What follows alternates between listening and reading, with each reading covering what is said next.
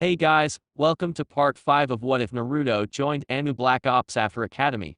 If you enjoy the video then like, share and subscribe and also comment your thoughts as it inspires me to make more such videos and remember to check out my playlist section for other interesting stories. So let's get started. Chapter 34. Previously. The first rounds will be 10-minute match-ups in the following order. First match, Hinata Hyuga v Sakura Haruo. Second match, Kiba Inuzuka v Rock Lee. Third match, Kankuro no Sabaku v Shinoa Barame. Fourth match, Tenten v Temurai no Sabaku. Fifth match, Neji Hyuga v Sai. Sixth match, Gaara no Sabaku v Sasuke Uchiha. In the stadium, round 1 match 1. Hinata gave her best glare at her opponent. In all reality, though, it came out to a mildly annoyed expression. Better than her academy days, at least. The Hyuga heiress curled her toes in to mentally ground herself, something her kind cousin Hikaru suggested. The usually verbose and excitable man instead gave her a gentle head pat that morning and ordered her to try her best, but not use all her energy like a true shinobi. In other words, this fight was not going to be her last. When Hinata had moved to question him, Hikaru had just winked at her with a shushing gesture and used a shunshin. Guilt eating at her for knowing her cousin had given her some kind of hint. Hinata barely heard the proctor yell start. Sakura, apparently, had no such problems. The girl with the pink bob flew towards Hinata and knocked the girl back with a quick punch to the nose. Hinata winced, but activated her Byakugan. She had 10 minutes to either surrender or make Sakura do so. Easy, right? When a senbon tried to graze her cheek, poison evident on the blade, Hinata decided that perhaps she wasn't quite ready. Nevertheless, she had to prove she was not a failure. With steely eyes the shy Hyuga leapt towards the budding medical prodigy, gentle fist strikes aimed at vital spots. Sakura tried to keep the fury out of her eyes when Hinata hadn't reacted to the proctor giving them the heads up to fight. Sure, Sakura knew she wasn't as prestigious as the clan genin, but she at least deserved an attentive opponent. Socking the girl in the jaw moments later was just what she needed, even with the booing from the crowd asking for a shinobi fight. What, did they think all shinobi fought with jutsu? Rolling her eye, Sakura threw a paralyzing senbon towards Hinata, who finally looked halfway prepared, hoping for a quick win. But the girl dodged and flew at Sakura in a frenzy of jabs. If it weren't for Hikaru Sensei's training, Sakura was sure she'd be dead by now. Dodging the blows, Sakura parried with kunai and senbon, aiming for spots that allowed her poison in, yet failing to make contact. Finally deciding something had to give, Sakura stopped moving. Hinata's eyes widened as her palm successfully struck the taller girl's shoulder. Balance was off though as the girl, ever so slightly, leaned further in trying to catch her balance. And that's when Sakura struck. With a vicious smirk, Sakura used her good hand and grabbed Hinata's neck, a senbon embedding itself in the flesh. A fast-acting sedative had the Hyuga heiress out in seconds. The stadium cheered, entranced by the fast taijutsu and odd finale. Sakura just healed her shoulder and gave the antidote to her comrade. They were from the same village, after all. Up in the stands, Hisashi Hyuga. Hisashi kept the sigh of relief off of his face, glad that both children would be out of harm's way come the invasion. Hanabi had been ordered to stay in the compound last minute due to a made-up offense. The Hokage wouldn't let them tell the child and break the secret after all, and he ordered Hikaru to make sure his daughter didn't exhaust or overtly injure herself. While the teen was an utter disgrace to the Hyuga name, he followed orders. And because of that, Hinata would be safe in the shelters.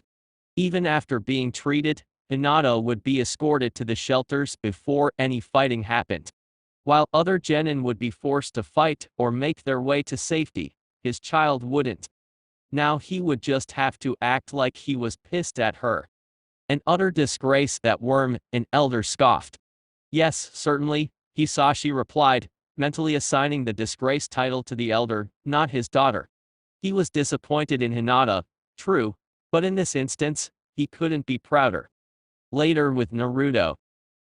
Naruto had felt a strange pride seeing his former and rather weak crush win the match. The matches that followed were less than impressive. While Kiba tried his best and Kankuro was a brilliant puppeteer, their opponents, Lee and Shino respectively, were ruthless.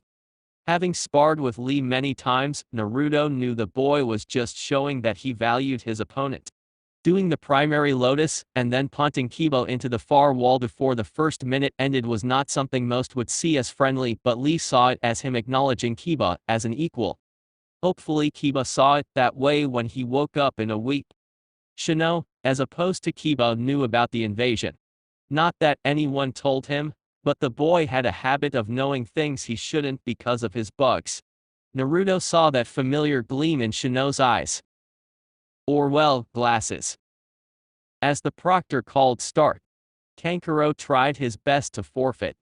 He really did, raising his hand as soon as the match started and opening his mouth. But as Shino seemed to know the boy was a future enemy, he was shown no mercy. It took Hayate threatening Shino to get the bugs off of Kankuro's unconscious body, completely drained of usable chakra and his puppets eaten. Naruto swore he witnessed Shino smirking on his way back up the steps. Temurai, it seemed, had the advantage in the next fight. 10-10, while talented, was forced to use unorthodox attacks and jutsu when Temurai kept blowing hers away. In the end, the 10-minute timer rang as both girls wasted time on taunting, marking a bitter end. Through it all, Temurai just kept smirking, much to Deidara's and his chagrin. With Sai kept his face impassive as he raised his voice. "I would like to withdraw, please," he said with a monotone voice. Hayate blinked, as did his opponent, the genius Neji Hyuga. Sai knew he could beat the older boy, but that was no consequence. He had a job to do after all. Even showing up here was a waste of time, but the Hokage insisted. "Are you sure?" Hayate asked, more out of propriety than necessity. Sai just nodded and walked off the stage. Neji started protesting, calling him a failure. That was fine. He had a real mission to accomplish. "Sai, you ready?" An ANBU murmured from behind his mask in the ceiling when he was out of sight. Not slowing down, he cheerfully replied. "Of course, sir. Dragon-sama can rest easy." Chittering in the hallway were countless ink animals, ready to strike out Konoha's foes. "Good, remain in position." With that, the ANBU's voice was gone, leaving Sai to conceal his art and himself in the shadows, waiting. Back in the stadium, the final match of the first round. This was it, Sasuke mused. This was where he'd make his mark, prove he could be a Chunin, be worthy of his clan name. When the proctor called start, Sasuke was already throwing explosive notes at the sand arm coming his way, fully prepared to win. His Sharingan spun wildly in afternoon sun, tracking each movement. While it was the first round and Sasuke had never technically fought his opponent, Kakashi-sensei had described what the redhead could do. Sand armor, ability to move over a ton of the stuff at will, and an unquenchable lust for spilling blood. Sasuke ran through hand signs, hoping this move would work. Lighting style, electromagnetic murder.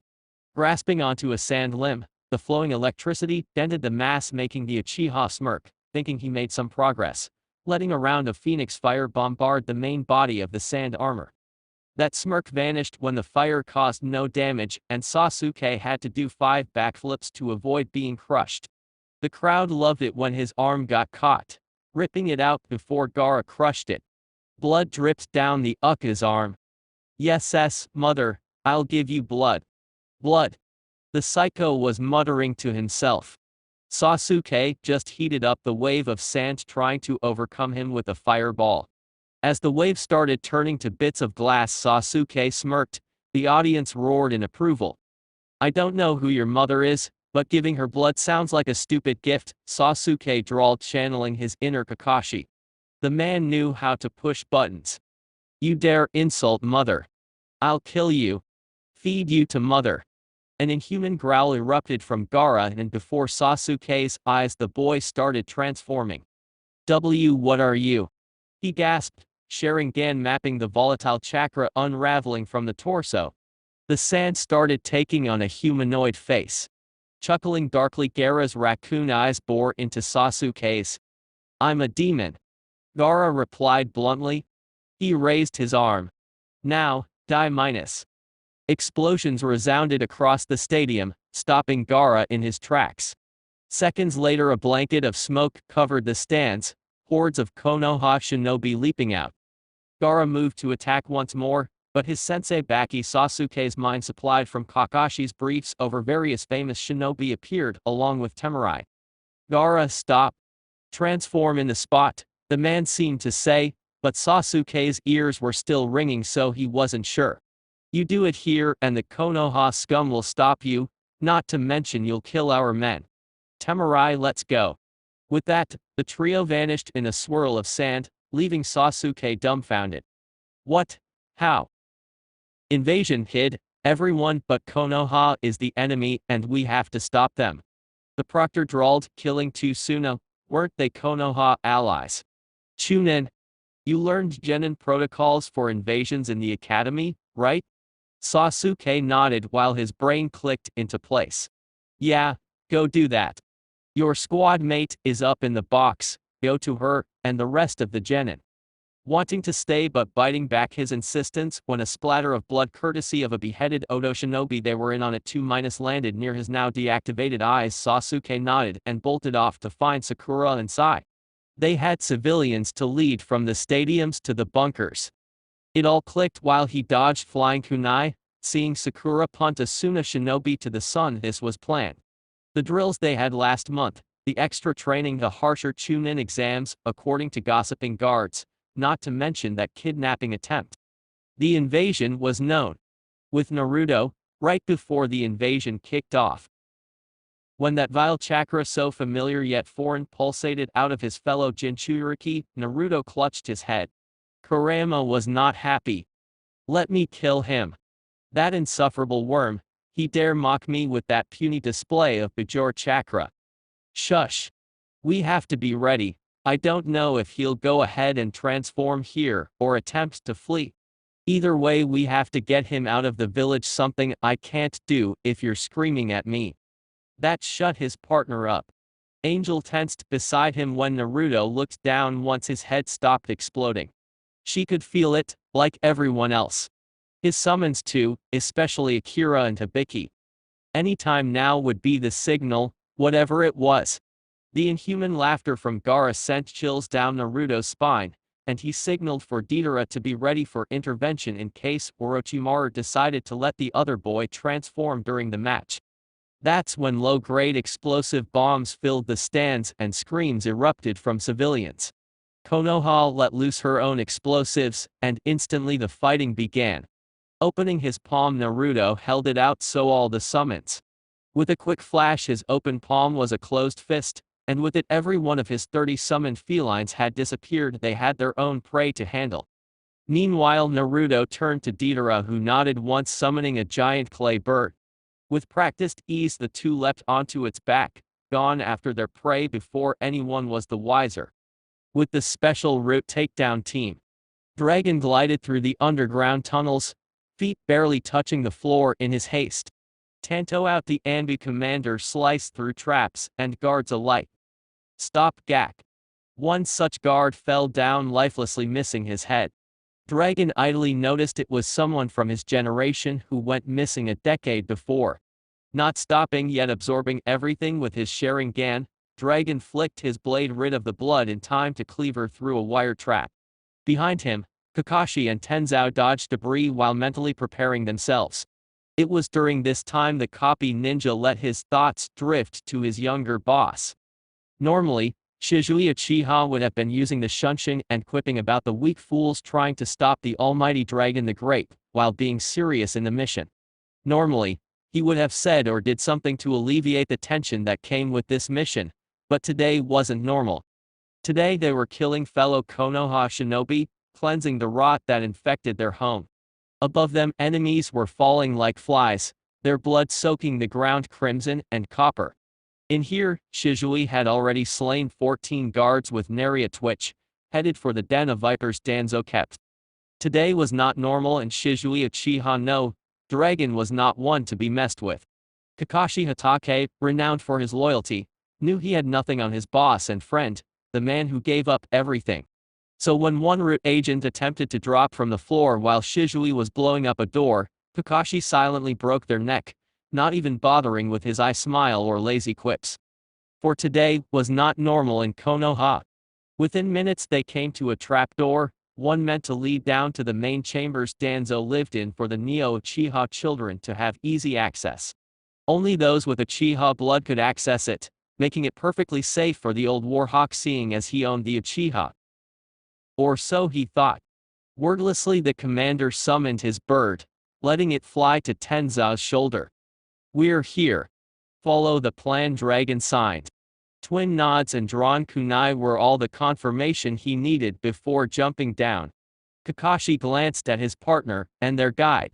The bird tilted its head before soundlessly flying down a corridor, beckoning the jonin to follow. He did. Danzo's chambers. Old decrepit features stared at paperwork, not really reading. Today his plans were coming to fruition. Konoha was burning while destroying her enemies, and his shinobi were ready to mobilize. The Neo Uchiha brats were safely being held in their quarters, out of the way until he required it. It was quiet, just as Danzo liked it. While normally he'd have 15 shinobi guarding his office, today he had 5, content that life for once was looking up. A knock at his door, one that he would describe as frantic if he had not beaten such emotions out of his shinobi, alerted him to his guard. Not that he needed one, of course. A mousy black-haired youth, barely 22, came in with a low bow. "Speak," he ordered, not liking that he was interrupted.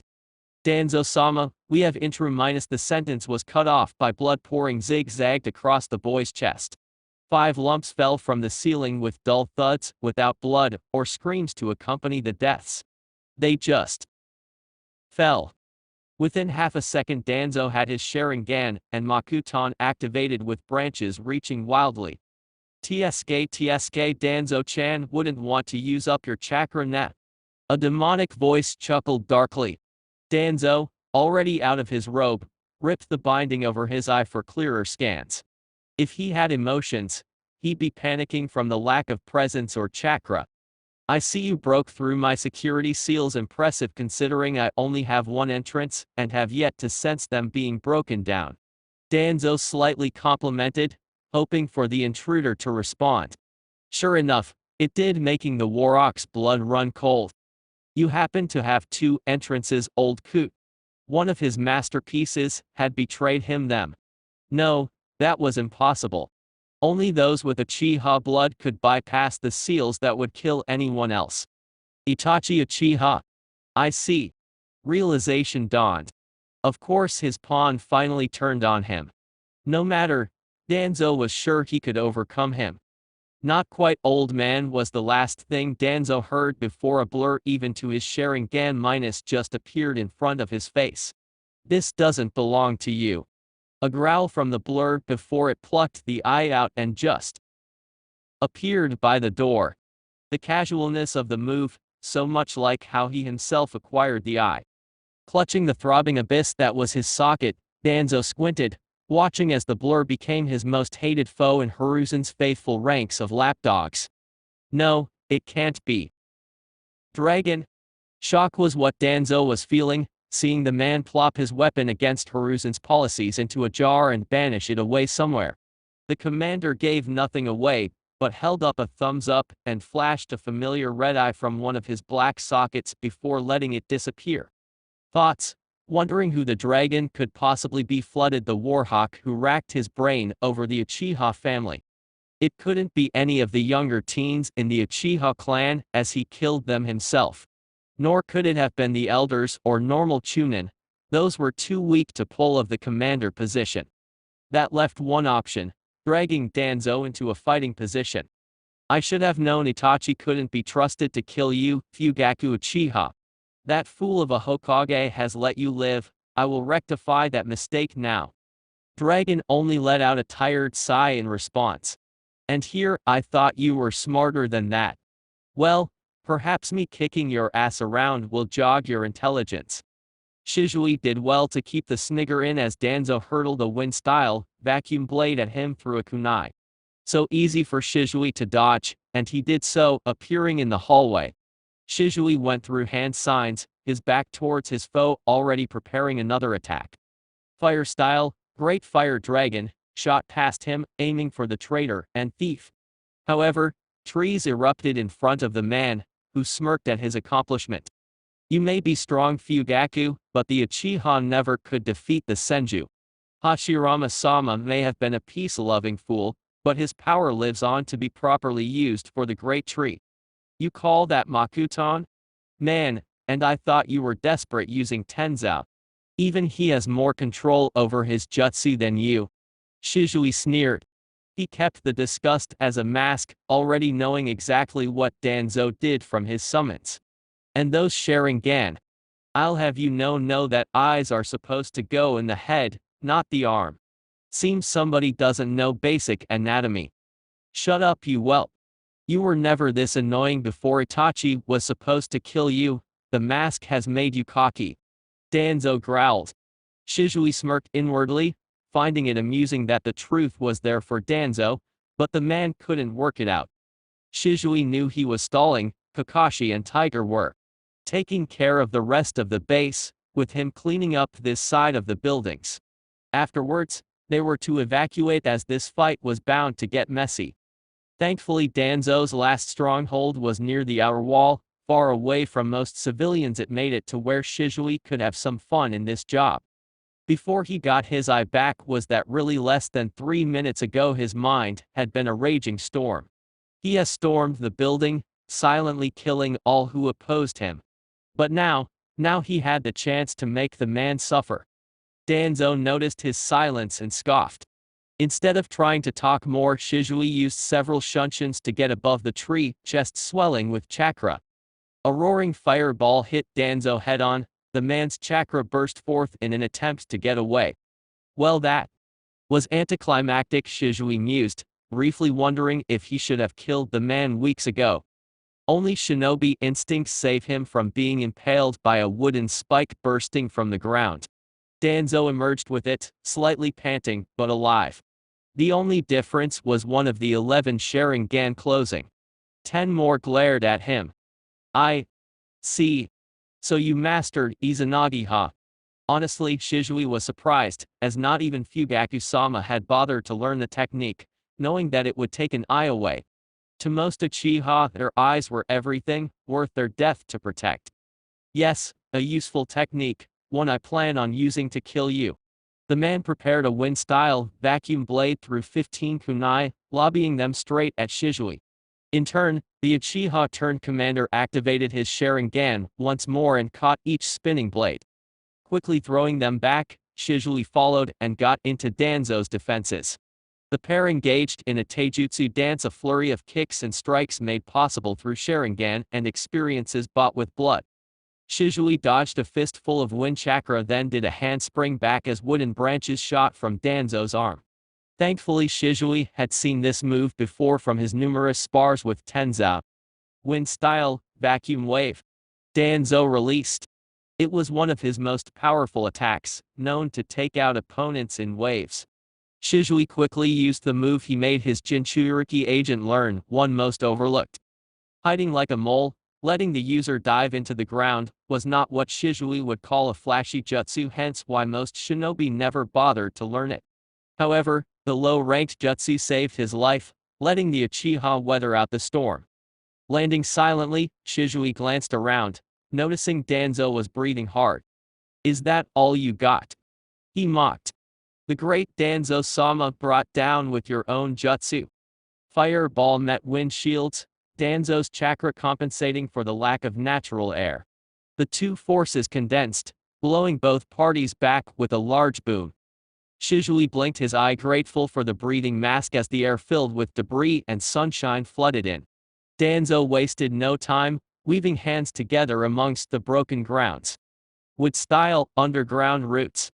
His ancient voice growled, the ground erupting as waves of roots that existed before the village rose up, snaking violently to his will. Before the Warhawk could attack, however, Kakashi and Tenzao appeared slightly behind Shizui, unconscious children in their arms. Root Shinobi, the last of the forces, no doubt ran from the rubble. With a flick of his wrist they fell, marking the end of Danzo's little army. Well, I guess it's time to get serious. Finally, Tiger, I thought I taught my men better than to take long eradicating an enemy base. I ended up having to blow it up myself. Shizui said seriously, before cracking his neck and staring Danzo down. Absently he noticed two more eyes were closed. Susanoo. The ANBU commander whispered, his dear friend rising up around him, and the last of his clan. Danzo's face twisted into horror, a beautiful look to match the screams of Suna and Odo Shinobi nearby. No, it can't be. It can though. I never left a body, after all. Shizui chided. Shizui Uchiha. With Naruto. Getting out of the village had been difficult emotionally for the blonde ANBU agents, as seeing their home being attacked by enemy shinobi and snake summons pulled at their sense of loyalty. Even knowing that his comrades and summons were protecting in his stead couldn't keep the guilt out of Naruto's heart. Flying over the forest, Naruto kept his mind clear of thoughts about the village, letting Kurama guide them. The two chakra signatures he dreaded, however, were following just below. Mouse. Deidara grunted. He noticed them too. They were headed to a 5-6 including the Bajou-on-2 fight, with no available backup. Sending bombs down there would be a mistake as the forest could go up with it, potentially letting the Jinchuriki get far enough away to unleash the monster. The small explosions the pursuing duo let off accidentally while running was already proving disastrous. That couldn't happen. They could lure all their opponents into the same area, which was what they were trying to do now, but it was risky at best. Odo forces could arrive soon to back up their pursuers. I know, Fox. You keep the Jinchuriki from letting the demon out. I'll handle the Gurren woman and her partner. Deidara whipped his head back, shock evident even through the porcelain mask. No. Are you crazy, HN? You almost died last time on. Dragon Sama will kill me if you die, not to mention Rochtem.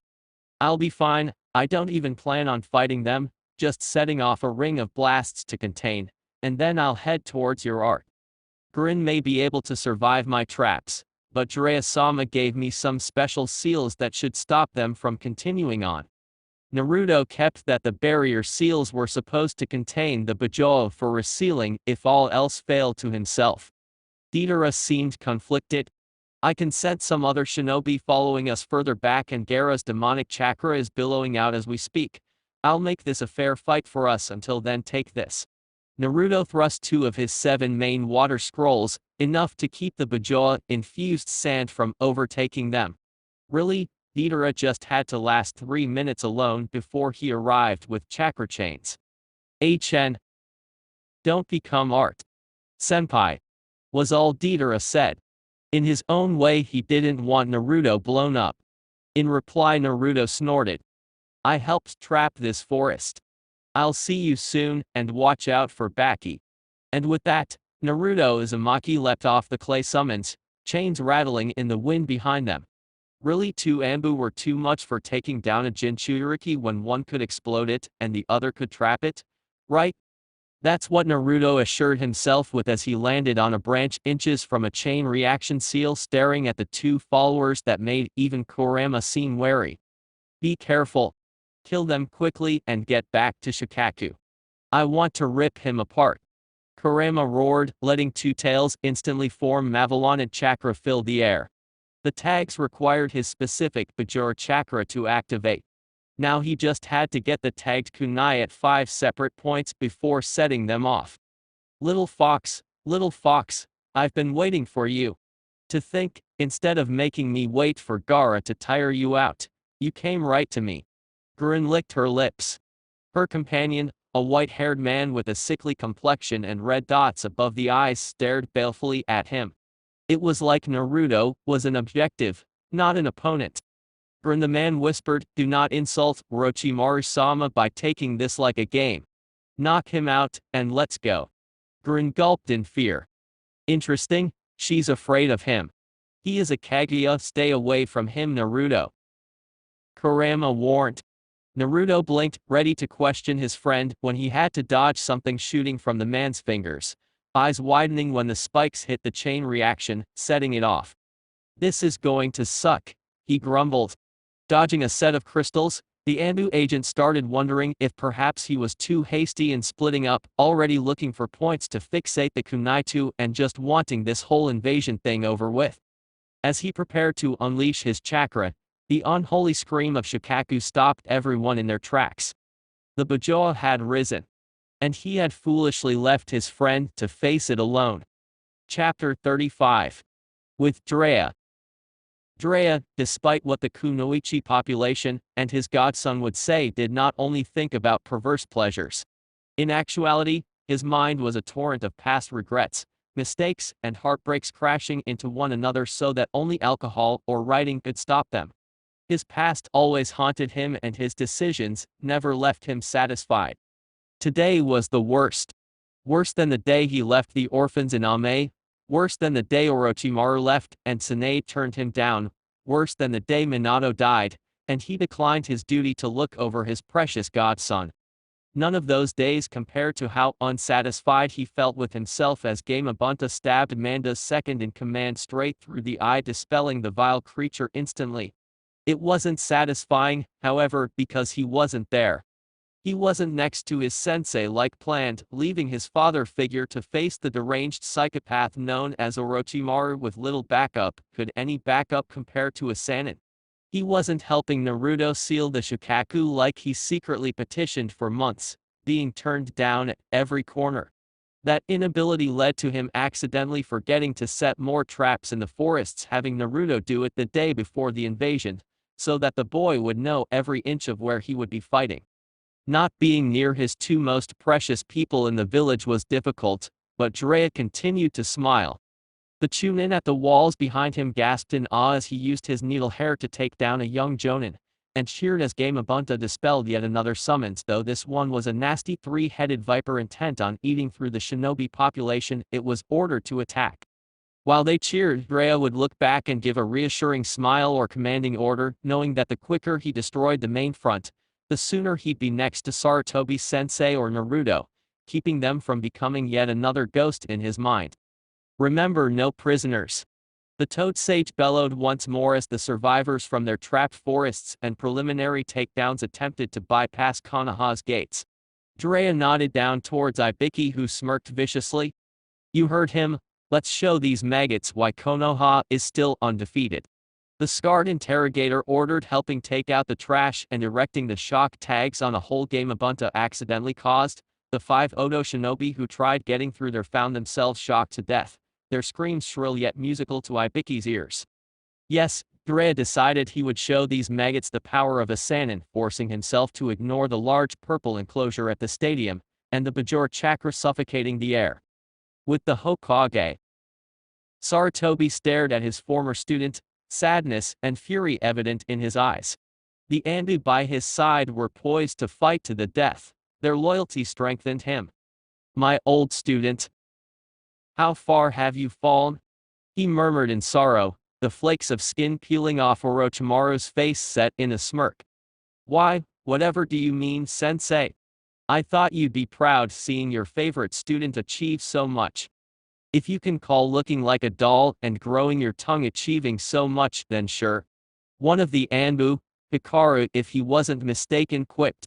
Despite himself, Sarutobi snorted in amusement.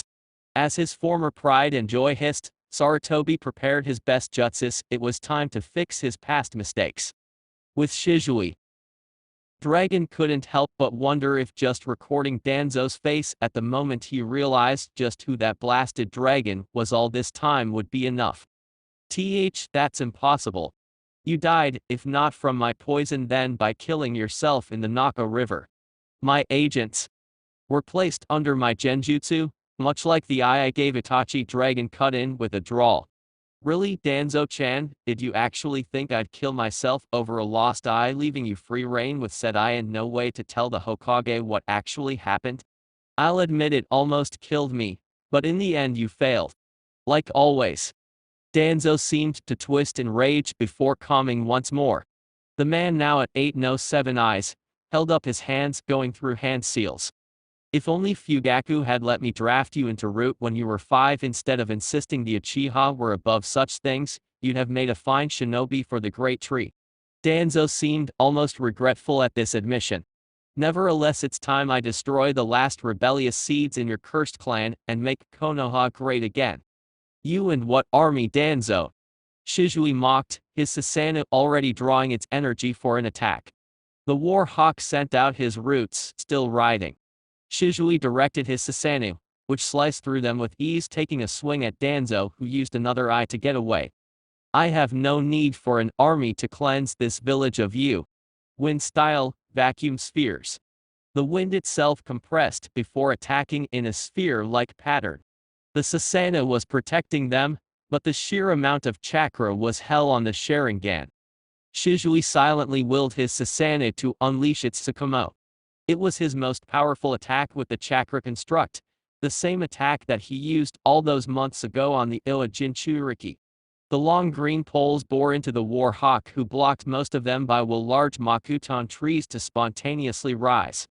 Shizui smirked as another eye closed after his attack managed to hit, knowing that he was winning. Kakashi Tiger. Take the children to the drop-off point, and go help the Hokage. Shizui ordered. He glanced back, seeing them nod. Good luck, Dragon-sama. The pair intoned, disappearing in quick flicks. Sending your dogs away wasn't wise, Shizui, Danzo said neutrally while still sounding mocking. Shizui released his Susanoo and shot forward, his tanto meeting Danzo's own sword. Metal met metal, Shiha anger and determination boring down upon a traitor's misguided notion of the greater good. A young man too loyal to be swayed by power, fighting against an old war hawk too engulfed in his desires to seek repentance. Shizui channeled his chakra into his lungs without seals, expelling a great torrent of flames point blank into his opponent's widening eyes. Using the man's own sword as a launching point, the Uchiha pushed off and used a shunshin, letting his chakra flicker out. The flames died quickly once the chakra was cut off, and Shizui once more maneuvered into Danzo's guard, slicing off his makuton arm. Another several shunshins and abrasions across the war hawk's body. Danzo let out a quick, pained gasp and looked up, grimacing when he noticed that the infamous Mirage clones were flickering about, a testament to Shizui's immense skills. Trying for one last move as his arm with the Sharingans was burned to a crisp and thrown far out of his grasp, Danzo made a single hand seal and let himself smirk when Shizui was stopped in his tracks, black ink appearing on his mask and exposed skin from various wounds during the battle. You may be strong, Shizui Uchiha, but you can't fight the self-cursing seal. You Uchiha are excellent shinobi, but your chakra levels are easily depleted by your dojutsu. Theirs. No way. You'll muster up the chakra to break my seal in time. Danzo painted, slightly light-headed from blood loss. Forcing himself to stand up straight, the older male stalked to the struggling Shizui, who was kneeling trying to get up. Danzo picked up his sword that had fallen and got closer. For the good of Konoha, you must wither. He gasped. Raising his blade, Danzo looked right into the blank mask that haunted him for the last 5 years. Shizui struggled more, then calmed as the blade rose. Taking a deep breath in, he snapped his chakra, it expanding through the air in compressed waves. Potent chakra, almost visible, exploded out and pushed Danzo back. With shaky limbs, Shizui stood up. No, for the good of Konoha, you must be the one to die. The commander's voice whispered, lifting up his own sword. Then for the first time since his sacrifice, Shizui Uchiha lifted his mask while out in the field, looking his old enemy in the eye. Danzo's eyes widened once more before Shizui used his signature shunshin, appearing over the now fallen man. A quick jab to the throat and Konoha's worst traitor was dead. Now he just had to get to the Hokage and his men. With Naruto stumbled slightly at the roar of Shukaku, giving the Kaguya time to get into his defenses, bones protruding from his ribs. That's what a Kaguya can do, slaughter you with their bones, extremely bloodthirsty. Kurama chimed in as Naruto felt his arm guard sliced in half by the Kaguya's bone sword, blood splattering them both. Clones appeared as a buffer between them, only to be instantly taken out by Guren's crystals. How do I stop them though? The ANBU thought to his partner in exasperation, while frantically looking for places to set his barrier tags and letting the third tail grow. He just wanted to block these two and get on with his mission and stop this invasion, damn it. Kurama didn't reply, instead enhancing his host's senses more to prevent an impaling through his stomach. Naruto summoned his chains once more, letting them join his tails and blocking the crystals and bones. It would be in your best interests to surrender, or Orochimaru-sama always gets what he desires, and your pointless struggling is most selfish. Give up. Crystals covered the trees and debris around, creating a sort of dome, encasing him and his assailants. You know, Kimimaro, for a guy wanting to catch the little fox, you're sure enjoying talking to him. Guren said suggestively, appearing out of a crystal. Silence, Guren, did you disable the traps? The now identified Kimimaro rebuked. Guren smirked as Naruto stiffened. All done, and we're shielded from the little Taniki's temper tantrum. Kimimaro didn't answer and instead vaulted forward with his bones melding together into a drill, its path halted by Naruto instinctively using his chains. Dull eyes met fiery red ones, slitted like a fox. Naruto's mask was tinted red by the visible chakra, giving his mouse mask a vicious makeover. Naruto, his kunai bathed in wind and Kyubi chakra, embedded it until the hilt in Kimimaro's free arm. His hidden smirk at its success cut off when Guren mercilessly side-swiped his legs before kicking him into a tree. Naruto grunted and blocked Guren's crystal needles, though one struck his mask, cracking it. The ANBU pulled it out, somersaulting to the ground in crouch. Maybe you think you got rid of the traps, but a Konoha ANBU agent always sets contingencies. He yelled out Dragon-sama's teachings. Little did his attackers know, but Naruto had used his abilities with clones and transformations wisely. Deidara had spent countless hours teaching him the exploding clone technique. Naruto wrapped himself in chakra and his chains, smirking. When he felt his enemies get close, the random rocks, flies in the air, all of them transformed into Naruto clones, and exploded in sharp bursts of chakra. Kimimaro, who had been hoping to attack from above, instantly switched with the fleeing Guren, the woman being blown into the roof of her mini-dome. Naruto wasted no time, conjuring 4 clones and sending them off to the designated spots to place the barrier tags. Kurama, I think we'll need more chakra. I can see the Bajor chakra eating away at the crystals and bone, but it's not enough. Naruto growled, the chakra clouding his calm state of mind somewhat. Kurama wordlessly released the 4th tail, their current top. Naruto, through training, was able to keep his mind in the 4th tail, but barely. The chakra began eating away at his skin, and he knew he had to end this fast. Wind-style, air bullets. The Kyubi feed, Naruto growled, and misshapen bursts of air not at Kimimaro or the now falling and barely conscious Guren, but at the side wall. It cracked under the assault. Naruto instantly formed a dark purple Rasengan. Leaping at the wall, Rasengan in one hand and tag in the other, Naruto broke through, Kimimaro following suit. However, this Kimimaro was beastly. The infamous curse seal was unlocked on him. Naruto's eyes widened, but refused to panic. He turned around, facing Kimimaro as they fled through the opening. His clones had burst, letting him know the 4 tags were in place. Only the one in his hand was needed. Naruto felt his bloodlust rising, so instinct he let chakra build in his lungs and mouth. A sphere of the tainted chakra charged forward, and into Kimimaro's torso, kicking the now mutated shinobi back through the hole into the forest floor, and skidding long after Naruto lost sight of him. Blinking, the blonde tried to ponder what he just did, even as his throat bled from the chakra. I'll explain later, but now you have to block them in. Shukaku has been unleashed. Sure enough, the sand demon was a bit to the west of him, and Naruto could feel its beady eyes on him, Deidara furiously dodging the sand tail. Retreating all but a tail of chakra into his body was near impossible, but with Kurama being his partner they managed, and the Jinchuriki landed next to the opening, slapping the final tag down and pulsating large puddles of his Bajor chakra through it. A pentagram formed through the crystal dome before a large red barrier was erected. If Naruto did it right, and he knew he did, the two inside would be unable to leave until the chakra drained in an hour or they overpowered it. And overpowering it would be nigh impossible. They're now ready to kick some Shukaku ass. Naruto smirked evilly and set off through the trees, chains poised. Heh. Finally my puny brother will see why he shouldn't mess with my territory. Kurama laughed.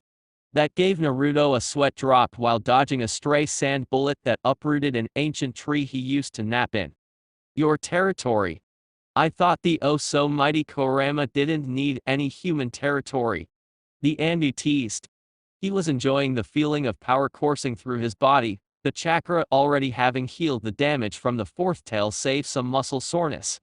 Laughing a bit, Naruto kept his mind off of Deidara even as he used repetitive shunshuns to speed up the trek. Kurama snorted. Keep opening your trap, and I'll unleash a Bajor Dama up your skinny little hide. A what? Naruto could feel Kurama mentally facepalm. Why is my vessel so stupid? The Bajor Dama what you used just now, brat.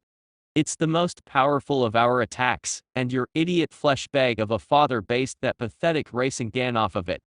Naruto meant to respond, but the sight of Deidara being thrown from his bird as a clay explosive made half of Shukaku fall apart. Stop all thought, but instinctive movements. Deidara. Naruto's scream bubbled out, seeing his comrade and friend fall, only to be wrapped in sand. The familiar crunch echoed in his ears. Hundreds of chains flew forward, severing the connection the sand had to the main body. The part containing Deidara fell through the air, though no bloody body of his friend emerged, making him fear the worst. Naruto and Kurama as one roared in the sky, 3 and 4 tails coming out together, their combined rage getting over the hesitance they once had to employ the fourth tail. The blonde and his Bijoa stared up at Shukaku in hate, Kurama roaring insults. Shukaku, now fully formed once more, peered down at the pair. Chuckling, the madness could be heard for miles. Well, my big brother and his little vessel, how pathetic. Big brother is trapped by the chains again. Ha ha ha. Shukaku reared his head back and laughed, his Jinchuriki flopping uselessly on his head. Well, you're too late. The little flesh bag finally let me out to play and I'm never going back. Blood. Blood. Blood. Show me your blood. You killed my teammate. You killed my comrade. You murdered my friend, you son of a bitch. Emotion fueled Naruto's lust for death. Naruto. Kurama snapped, finally getting his human to listen. What? Kurama. Send me as much chakra as you can, I'm killing this bastard. All rational battle plans were forgotten, until his supply of chakra was ruthlessly ripped away. No, you listen here. I'm supposed to be the killing machine, not you. Stop acting like a wild animal and fight like. Ugh, it hurts to say it, but fight like a shinobi. Shinobi, no matter how much it pisses me off to admit, have defeated my brethren before, now do the same, or your village will be wiped out. Naruto calmed down, but felt a stray tear fall down his cheek despite his training. Then, Kurama stopped his tears with a final sentence before flowing his chakra back through his core. The other blondie is still alive, but caught in the sand. Defeat Shukaku, and we get him back. Just make sure Shukaku bleeds. No problem, Naruto spoke aloud. His mask, still cracked, fell away as he dodged the onslaught of sand. Chakra chains wrapped around the countless trendles, making them useless. Shukaku screamed in protest, whining about not playing fair. Naruto just shook his head, glad that it was now clear. Jumping off trees that had started exploding while falling from the various trap seals, the blonde ANBU whipped out his sealed water. Torrents of water over 1,000 gallons spilled out into the air, glistening in the sunlight. Naruto ran through hand seals faster than ever before, letting his chains keep him steady. Water style, water dragon jutsu. His most powerful water attack, fueled by his focused anger, went straight to the head of Shukaku, turning most of the body to mud. Not stopping there, the ANBU continued wrapping the chains up the arms and tail, stopping the sand from reforming. However, it was proving to be a never-ending battle, with Shukaku forming in places Naruto's chains moved from.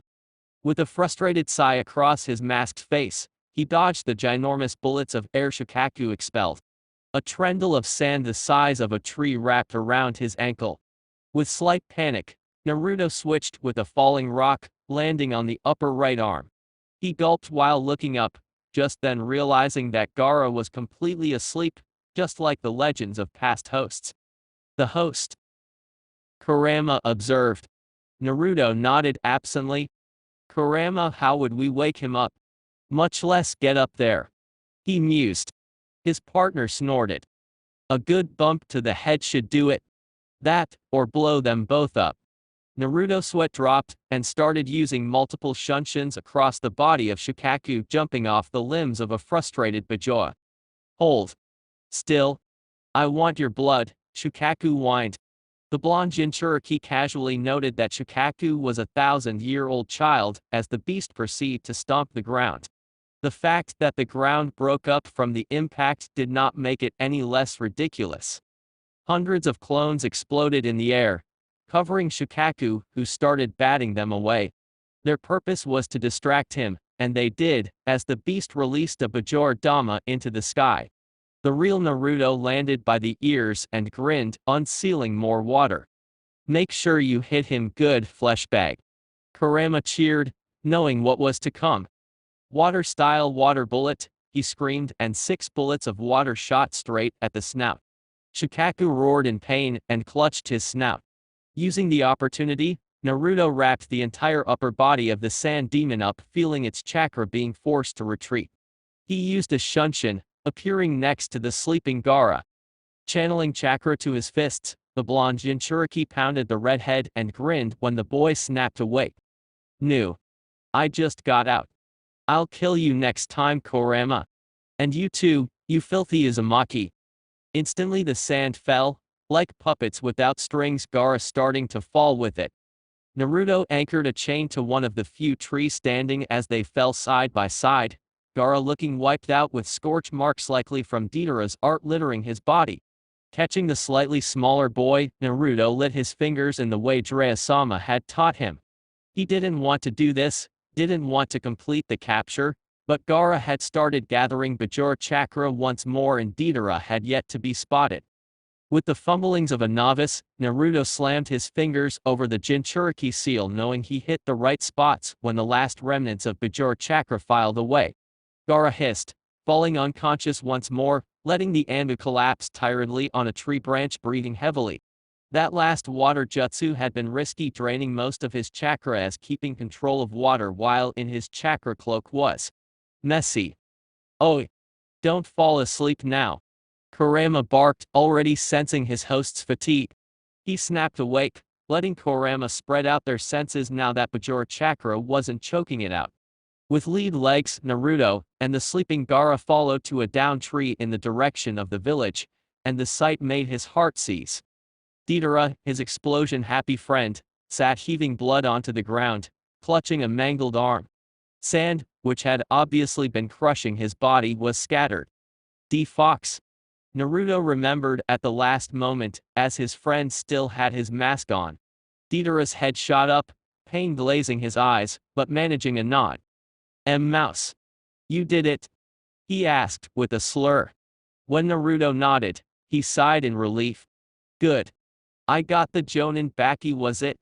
Yeah, I blew him up good. But the girl, she disappeared. Maybe I was too soft, but the red brat, Gaara. What happened again? Why is everything fuzzy?" That's when Naruto got a good look at the injuries and set out with his medical kit. A crisscrossed pattern from a blade of some sort on his back, and a crushed arm. Those injuries? He pushed them to the back of the mind, figuring they'd worry about the long term later. For now, he had to get his friend to the medical tents. Summoning jutsu, Hisoka appeared, the silent tiger pulled from whatever battle he had been fighting. Hisoka, I need you to help me carry Gaara, this prisoner to the village while I carry Deidara. Best to remember all the boy had done to his village. It was proving had now that the lust of battle was gone. However, Naruto, knowing that he just made a fellow Jinchuriki a prisoner of war. Hisoka nodded in assent. Sighing, he put the boy on the tiger's back and clutched his ribs. Chakra exhaustion and battle made him want to curl up for a nap, but he forced 3 clones to appear and help him carry his comrade back. Naruto, I'm going to sleep. We'll talk later, his partner said quietly as they reached the village checkpoint and get accepted by ANBU medics.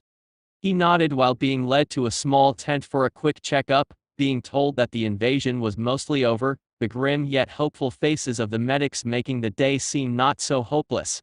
When he informed the captain of the dome and the trapped Kaguya, sharp intakes of breath were inhaled before 8 ANBU freshly healed shot through the forest to hopefully capture, or at least kill the pair. Little did he know a certain Sannin had not only escaped, but saw his face and battle. And little did he know that Deidara didn't check to make sure Baki was blown to bits, the man's pain and battle with Shukaku distracting him. As it was, Naruto wasn't thinking about such things, and instead turned to the medic once his ribs were wrapped, and he was given something for chakra exhaustion. How is Hokage-sama? And did we kill Orochimaru? He asked.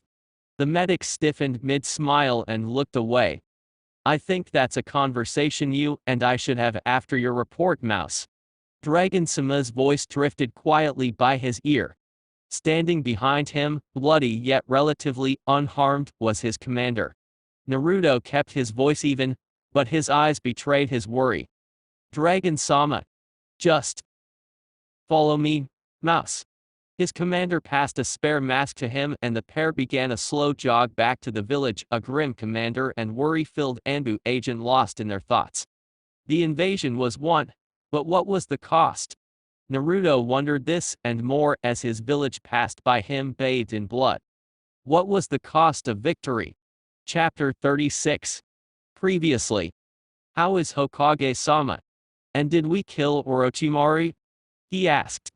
The medic stiffened mid-smile and looked away. I think that's a conversation you and I should have after your report, Mouse. Dragon-sama's voice drifted quietly by his ear. Standing behind him, bloody yet relatively unharmed, was his commander. Naruto kept his voice even, but his eyes betrayed his worry. Dragon-sama. Just follow me, Mouse. His commander passed a spare mask to him and the pair began a slow jog back to the village, a grim commander and worry-filled ANBU agent lost in their thoughts. The invasion was won, but what was the cost? Naruto wondered this and more as his village passed by him bathed in blood. What was the cost of victory? With Naruto Konoha Hospital. Naruto stared stoically at the monitors keeping its patient alive. To see such a shinobi reduced to a breathing mask amongst a body of bandages was what shocked the young ANBU more than words could express. How did he end up like this? Naruto asked his commander. The man leaned against the wall near the window, seemingly staring at nothing. However, Naruto knew his commander, could tell the minute tensing of the shoulders that gave away the anger and weariness. He was lucky facing off against 2 resurrected Kage, and the traitor would have meant certain death for anyone else. Of course, your squad members protected him admirably. Like true shinobi. Naruto sucked in a breath. Wolf-senpai, Cat-senpai. Dragon-sama, did they? He couldn't finish his sentence. They're alive, though Cat is in a coma, much like Hokage-sama here. Wolf is busy tracking Orochimaru's escape route. So he survived.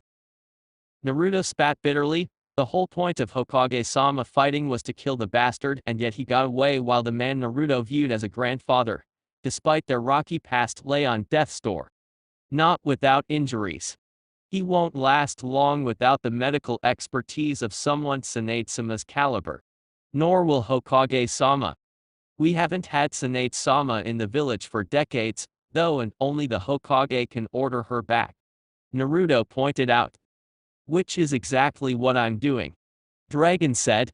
Ha. Dragon seemed to smirk under his mask. Yes, Hokage-sama saw fit to saddle me with the ball and chain of the job, the bastard. We were planning on announcing it to the village after the invasion, but all the paperwork is in place to put as incumbent should he be out for the count, but still alive. The daimyo himself approved of it. Naruto felt an odd mix of emotions. On one hand, he was elated his commander was going to be the Hokage. Nobody else had the leadership skills Dragon-sama had, not to mention he'd get to see who he was under the mask. On the other hand, having Dragon-sama be Hokage would no doubt mean no shinobi could rest. If I have to put up with it, those slacker Chunin can too. Let's make way for the slave driver Hokage. I can sense you thinking something that would land you as my sparring partner Mouse. Dragon mused. Instantly the ANBU was at attention. No matter, I have an S-ranked mission for you. Naruto gulped at the heaviness of the room, but just nodded to show he accepted. Dragon-sama tilted his head in approval. I would normally have you stay near the village, as we need our Jinchuriki. However, with our forces exhausted and many Chunin and ANBU facing retirement, if not treated by Tsunade Fox and Cat being two of those numbers, I cannot do that. The available genin would slow you down, and the Chunin and Jonin are either not in the know or are not equipped to handle such a task. The village needs you, as you're the only one available with the skills. Don't give me that bewildered look, you are an accomplished shinobi Mouse. Hiruzen knows it, and so do I. Thank you Dragon-sama, Naruto said quietly, glancing down at the barely hanging on Hokage. Now, you are to track down Tsunade-sama and get her to return to the village to administer aid and set up our hospital. Jiraiya-sama has some leads, but I knew he would take his sweet-ass time getting her back, time we don't have. Naruto barely caught the thick scroll with all the known locations of Tsunade-sama and began looking over it while the commander continued. Hokage-sama was struck by Orochimaru's personal poison by sword, which weakened him even after being eradicated. On top of that, his wounds are massive, requiring finesse our medics don't have. They estimate he has 3 weeks before his coma becomes permanent. I expect you back in 2, is that clear? Hi, Dragon-sama. Now, before you head out, you need to know a few things about our stray medic. As Naruto listened to the quirks his target had, he had to wonder if he would have been better off just offering himself up to Orochimaru rather than face the monster lady's wrath. Meanwhile with Hikaru. Hikaru grimaced as he and the tracker Nin tore through the forest, trying in vain to catch a whiff of Orochimaru. The minions had evaded capture and carried their slowly dying master away. Konoha shinobi had orders to kill or capture all enemy combatants before they reached the borders, but to not cross them it would be suicide to risk it when they were already tired from the invasion. Reaching the border with sound, the Inuzuka caught the nauseating scent of Orochimaru, growling in frustration. He crossed. What now, Teiko? The Inuzuka, Hana to be exact, asked. Hikaru sighed while thinking. We patrol the border until a new border guard arrives. I'll send word to the village. Dragon-sama will more than likely insist we search for stragglers for the next several weeks. With that he led his team, him and Abraham, Hana, and 2 other Chunin, back to the safety of their border, mind already traveling to the hell he lived through. If only I'd been faster. I'm sorry, Yugao-senpai. Flashback invasion with Hikaru. Hikaru blocked the Makuton blow from the first Hokage. The resurrected leader had risen 5 minutes ago, pairing with his brother to separate him and Yugao from their leader. So far it was working. Hikaru's eyes ached at the intensity he was using, but he plowed on, slicing the wood with his heavenly rotation. Suddenly the Makuton stopped attacking him, and Hikaru realized too late why. His blind spot held Yugao. He turned around at the sound of flesh being torn apart. There was Yugao, his big sister from another mister, being impaled by several Makuton spikes. Her katana, the one she always said carried her very soul, the soul of a warrior, snapped in half from a water dragon's jaws. She took it bravely, never uttering a sound even when tossed into the air, thus ripping the spikes out. "Why you go?" he screamed, his world stopping. Flashback end. From there the battle was fuzzy in his rage. Orochimaru screamed as Hokage-sama dealt him a mortal blow, flinging him into the barrier's flames. Jiraiya-sama ripped the barrier down at that moment, sealing the reanimated Hokage with the help of Hikaru and other ANBU. Hokage-sama kept fighting despite his injuries, and allowed himself to fall only when the traitor fled with his guard. Dragon-sama arrived 5 minutes later, ordering him to assemble a team and start searching for the bastard, either finishing off the man, or making sure he left the land of fire. And now Hikaru sat on a branch eating rations, praying Yugao and the rest of his team survived, that when he got back they could have a squad dinner like old times.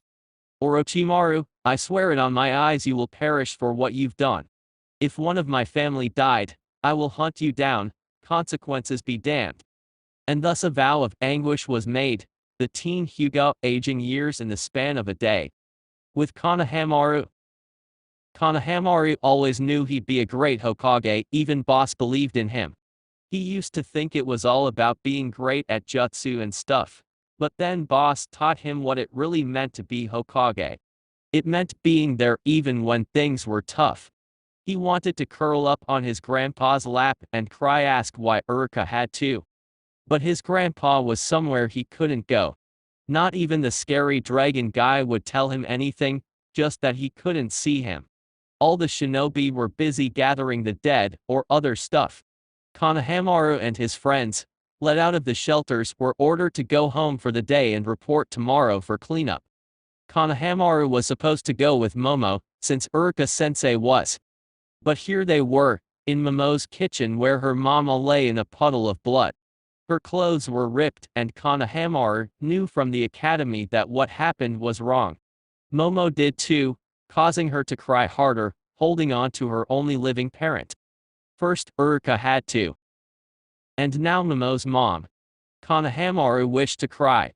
But he was going to be Hokage. So he hugged his friend tightly and dragged her downstairs to find one of the body collectors before taking her to Mogi's house. It's what a Hokage, his grandpa, would do. Just why did Urka-sensei have to die too? With Dragon. Sighing, Shizui held his annoyance in as 15 different shinobi and clan heads demanded his attention at the emergency meeting. "We should go to Suna and wipe them out," one elder shinobi argued. "Take their biju out of their captured Jinchuriki and put it into one of our shinobi," another elder tried to add. "We need to bury the dead immediately," a clan head fretted. "Dragon, let me go after Jiraiya started only to be silenced by Shizui's hand. Mouse's mission was S-class and secret from most at the moment. They believed the Jinchuriki was recovering and having his seal checked before being sent on patrols. No need to worry the masses by releasing that he was being sent on an almost impossible task. Silence, all of you. God, I've had toddlers be less obstinate than you lot. Jiraiya-sama, you know the mission, I need you on it will protect him the quicker you succeed." Jiraiya nodded, apologizing. Shizui blinked, a bit surprised, but continued. "We will not be leading war parties to Suna until we regroup, and then we would assess our options. Nor will we be declaring open war by stealing the enemy's Bijou yet. If we decide to reseal it, I and Hokage-sama will demand that it be done in secret with a child that is compatible. There will be no mistakes like the ones with Naruto Uzumaki letting the village fear him when they should worship him for the military power he grants us." But Homura tried to interject. "No buts. Now, finally, we will be systematic in burials. Civilian cadavers will be buried over the next 7 days. In 2 weeks we will bury the shinobi after each body has been properly prepared to prevent grave robbing or resurrections. We had 2 Hokage risen up by a madman today. If they hadn't been contained when they had, we would have no village to call our home. But clan traditions state that Hyuga are encased in stone coffins and buried within 2 days." Dragon. Hisashi said. Shizui shook his head. "Not anymore, not for shinobi that is. We cannot risk enemies taking advantage of our dead. Each shinobi will be autopsied and have their personal belongings sent to families. The rest of their bodies are to be cremated and the ashes buried or given to families. We will have a mass memorial for them all in 2 weeks' time. The room was quiet, knowing their acting Hokage was correct. Until then they will be kept in stasis seals. Next meeting is tomorrow evening. I want reports over every needed repair and head counts. Am I clear? Yes, Dragon-sama was murmured, and the room emptied save for Drea and Shizui, still decked in his stifling commander garbs. He'll be alright, you know, he's tough, quick, and those damn chains will save him. Not to mention those summons. We're lucky he could summon so many during the invasion. Shizui mused. Drea sighed. I know, he'll do the mission. The question is if Tsunade-sama will even be able to help. You know it's a long shot that Sensei can be saved, right? I know. Mouse didn't need to, however. He needs to be hopeful, it's the only thing that will give him the strength to carry on. Now come, you have a mission, and I have village to keep running. Drea chuckled, already looking forward to what changes the young official Cage to be would implement. With Naruto rushing through the trees, thoughts of the past day flooded the young ANBU's mind. Dressed in nondescript, non-shinobi wear that allowed his uniform to be invisible under it, Naruto was the picture of a spy. He had 2 weeks to track down Tsunade-sama without scaring her off. If she listened to the orders, unlikely great. If not, he was ordered to bring her back by any means necessary as long as she was alive and able to work. Hence his restocked tags and water scrolls. Naruto snacked on several ration bars and knew that he had a long 2 weeks to go. Thankfully Angel, his best friend and partner, was curled into his pack, resting up. She saved many during the invasion, it seemed, yet insisted on accompanying him. It was nice to have one member of his family by his side, at least. Finally, with Orochimaru. Orochimaru screamed in agony, the burns eating into his very chakra network, the wounds and the poisons killing him. His hands lay utterly devoid of their chakra network, making his body switch impossible with the other injuries. If only Kabuto was here. Too bad he wasn't at his base where the samples of his medic lay ready for him to resurrect. Even then, the medic might not be enough. He needed Tsunade. And now. Get the rest of your worthless team together, Kimimaro, we have a little road trip. The Sannin hissed before downing several medications. They would only slow down the inevitable, but it would hopefully be enough. Chapter 37. Previously. Orochimaru screamed in agony, the burns eating into his very chakra network, the wounds and the poisons killing him. His hands lay utterly devoid of their chakra network, making his body switch impossible with the other injuries. If only Kabuto was here. Too bad he wasn't at his base where the samples of his medic lay ready for him to resurrect. Even then, the medic might not be enough. He needed Tsunade. And now. Get the rest of your worthless team together, Kimimaro, we have a little road trip. The Sannin hissed before downing several medications. They would only slow down the inevitable, but it would hopefully be enough. Now, with Naruto. Naruto looked at the night sky from his perch on one of the Land of Fire's many trees. Angel chewed on some fish cakes they purchased in the last town. The ANBU in disguise felt naked without his face mask, but the urgency of tracking Tsunade-sama down made even mental complaints scarce. Naruto, will everyone be okay? Angel asked for the 15th time, his anxiety was getting to her, it seemed. I honestly don't know, Angel. It's been 3 days, and we've been led in circles.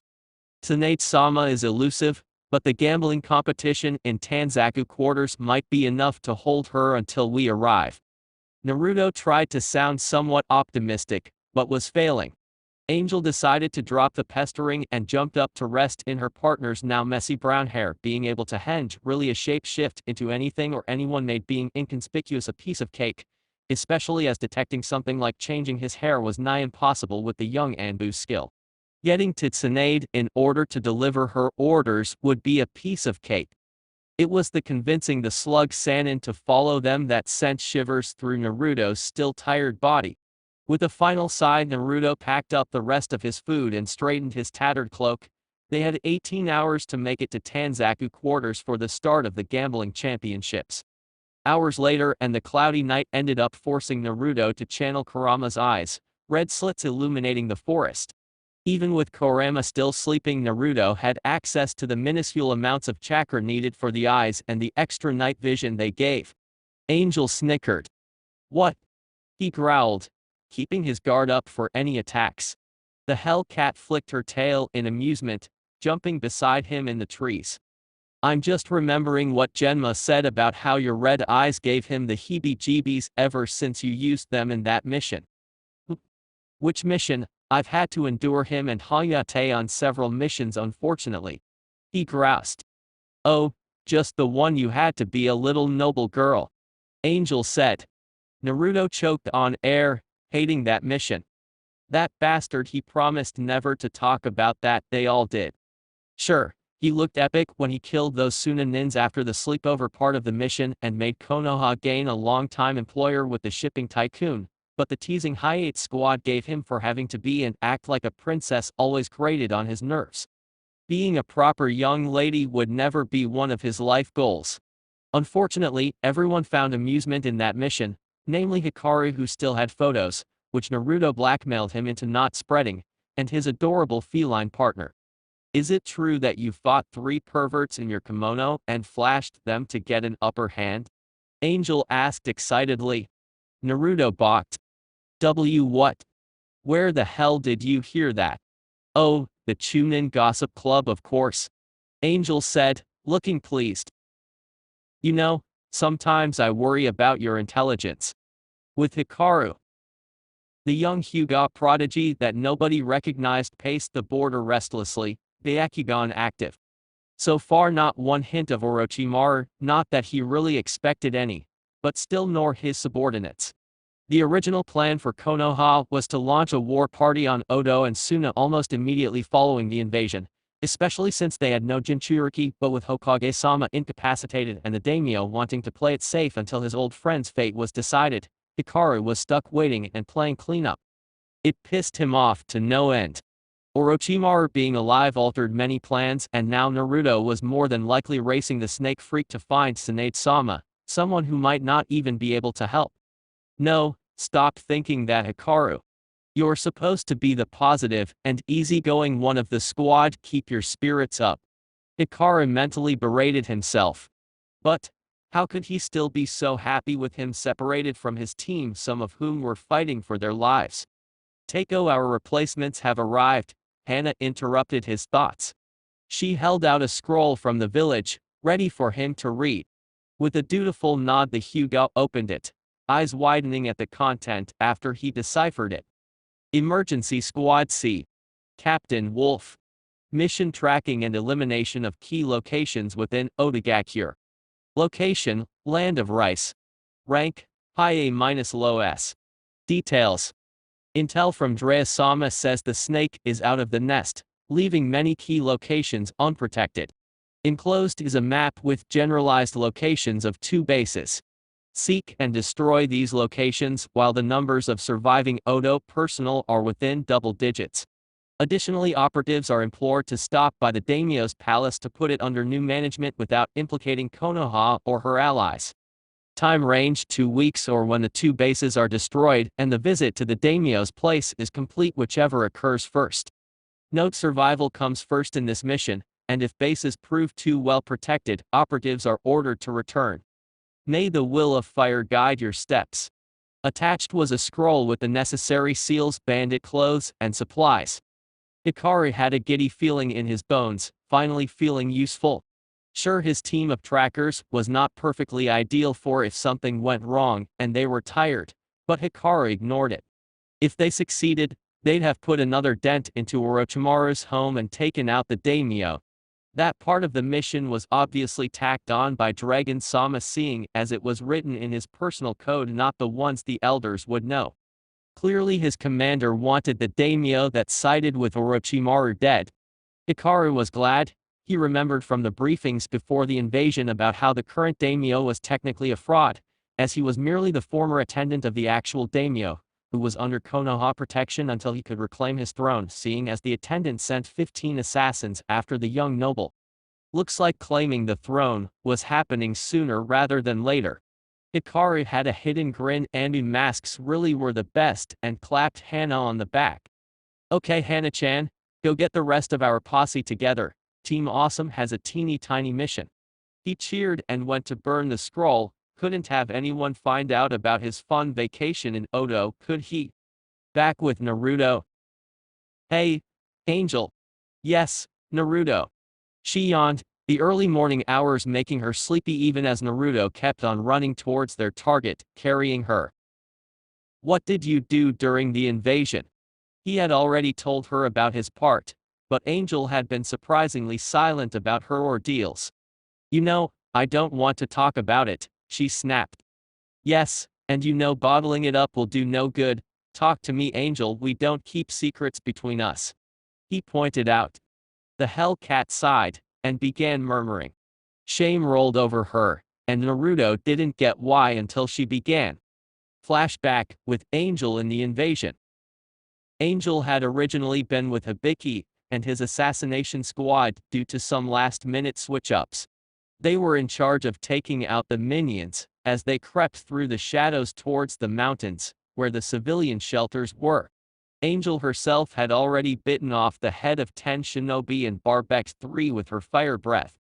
Angel, conserve chakra young one, fighting with such vigor will lead you to tire before the streets are bathed in blood, Hibiki admonished even as he darted ahead to slit 5 Odo shinobi's throats. Angel grunted, and kept attacking mind, distracted by thoughts of her human. Naruto.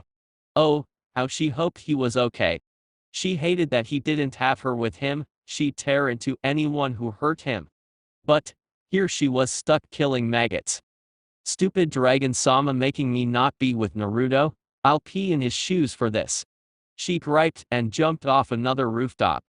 Fighting mixed with screams and blood were around her, but Angel was distracted. And that's what became her downfall. She missed the shouts at first, so distracted, and took a detour from the shelter's route to end a measly tune-in. When she finally made it to the shelter entrance where she would guard for the rest of the invasion, her blood ran cold. Uruka Amino, the rather plain but good academy instructor, the man Naruto admired greatly and looked up to, was fighting 5 Tsunanin, his students huddled behind him. They were backed against an entrance that had both the under and above ground blown up, blocking them from safety. I won't let you harm my students, they are our future, and I will kill you all before you spill even a drop of their blood. Uruka yelled bravely. He summoned more kunai, battling all 5 while dodging jutsu. Angel leapt onto the closest enemy with a yowl of outrage when the bastard attempted to reach Konohamaru, who stood in front of his classmates with a trembling kunai. Clearly, he was being brave, though Angel's protective instincts wished it was a brat. She didn't care about being the brave protector. Instead, she decapitated her prey and took out another one within 10 seconds. The last 3 launched matching wind attacks on Uruka, tearing his back to shreds. Uruka-sensei! All the students screamed. Uruka shined away to stand back in front of his students, fighting off the lone female, at least it looked female, of the attackers. Angel cursed and jumped on another man's back, severing the spinal cord, and shot fire at one of the remaining 2. Angel prepared to launch at the final enemy when said enemy used several kawarimi, leaving an active explosive note right in front of the children, stuck to the ground, with what Angel recognized as a locked activation, making stopping it impossible without sealing ability. The Hellcat instantly was on top of it, sending a prayer to Naruto, and hoped it wasn't strong enough to still kill the children. But instead of bleeding, Uruka switched with her, then got 500 feet away with the note, deactivating it. The sparks stopped, and everyone cheered. Uruka looked up, allowing a smile despite his pain. All was well, Angel sighed in relief. Then the tag exploded, sending everyone crashing to the ground. Uruka was gone. Back to present. I took the kids to the next shelter. Hibiki helped me after he finished off another squad sent to finish us off. I am sorry Naruto, I got Uruka killed. Angel, despite being feline, burst into tears. Naruto had stopped and stared blankly at the ground for the entire retelling of what Angel viewed as her greatest shame. If only she hadn't been thinking about something other than her job. Naruto plopped down in front of Angel and took her into a bone-crushing hug. This was not what Angel expected. Not after she killed Uruka. You are not at fault, the young ANBU agent stated firmly. Angel opened her mouth to protest, but was stopped by the icy blue eyes glaring. No, you are not to blame. You saved Konohamaru and the academy students, our future. Uruka. God, I miss him so much. I didn't even think about him before now. I'm such an ass, aren't I? Naruto's eyes teared up, realizing he barely thought of anyone outside ANBU this whole time. Angel buried her head in his stomach. No. You aren't an ass, and I'm the one who couldn't stop the tag, couldn't keep them from hurting him. He was your sensei, your precious person. Yes, he was. And so are you. I am so grateful you didn't die, Angel. Never doubt that. The tag going off was no one's fault except the Tsunade's, he stated firmly. What? Naruto sighed and explained how the false deactivation seal, something he just started learning himself, could fool anyone not a sealing specialist, and that Uruka being able to deactivate the first level was already amazing, and spoke of his dedication to learning as much as possible for his students. Uruka's death was an accident of war, he reminded Angel and himself before noticing it was mid-morning. I think it's time we keep moving, Naruto mused, and lifted to cradle the still teary-eyed Angel to his chest. Now, why don't you describe the Tsunade who escaped? Angel blinked. Why? Oh, just so that when she shows up one day, won a mission, or in our possible war with them, I know who to kill very painfully. Hellcat and ANBU agent spent the rest of the trip discussing various ways to kill the one who took out Naruto's first true sensei. The rift that had threatened to blossom at one's reluctance to talk about the invasion mended and drew them closer with each passing torture method discussed. Hey, Shinobi always had interesting therapeutic methods. Meanwhile, with Orochimaru, the snake Sannin sat grimacing atop Jirobo's shoulders, stopping himself from killing the fool for almost tripping on a branch. Orochimaru would punish the oaf later after he found Tsunade and had her heal him. The clumsiness almost made him want to just tree hop himself, only the knowledge that he would need his strength stopped him. He was lucky he had enough chakra to summon a snake to transport them into Fire Country without alerting the border guards and bringing Konoha's ire on them.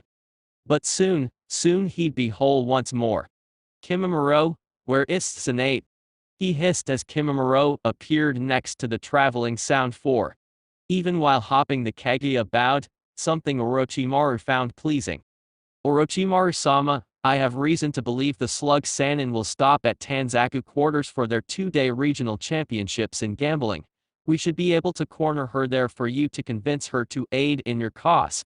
Yes, Orochimaru said after a moment. Excellent work. How long before we arrive? 1 day, my lord.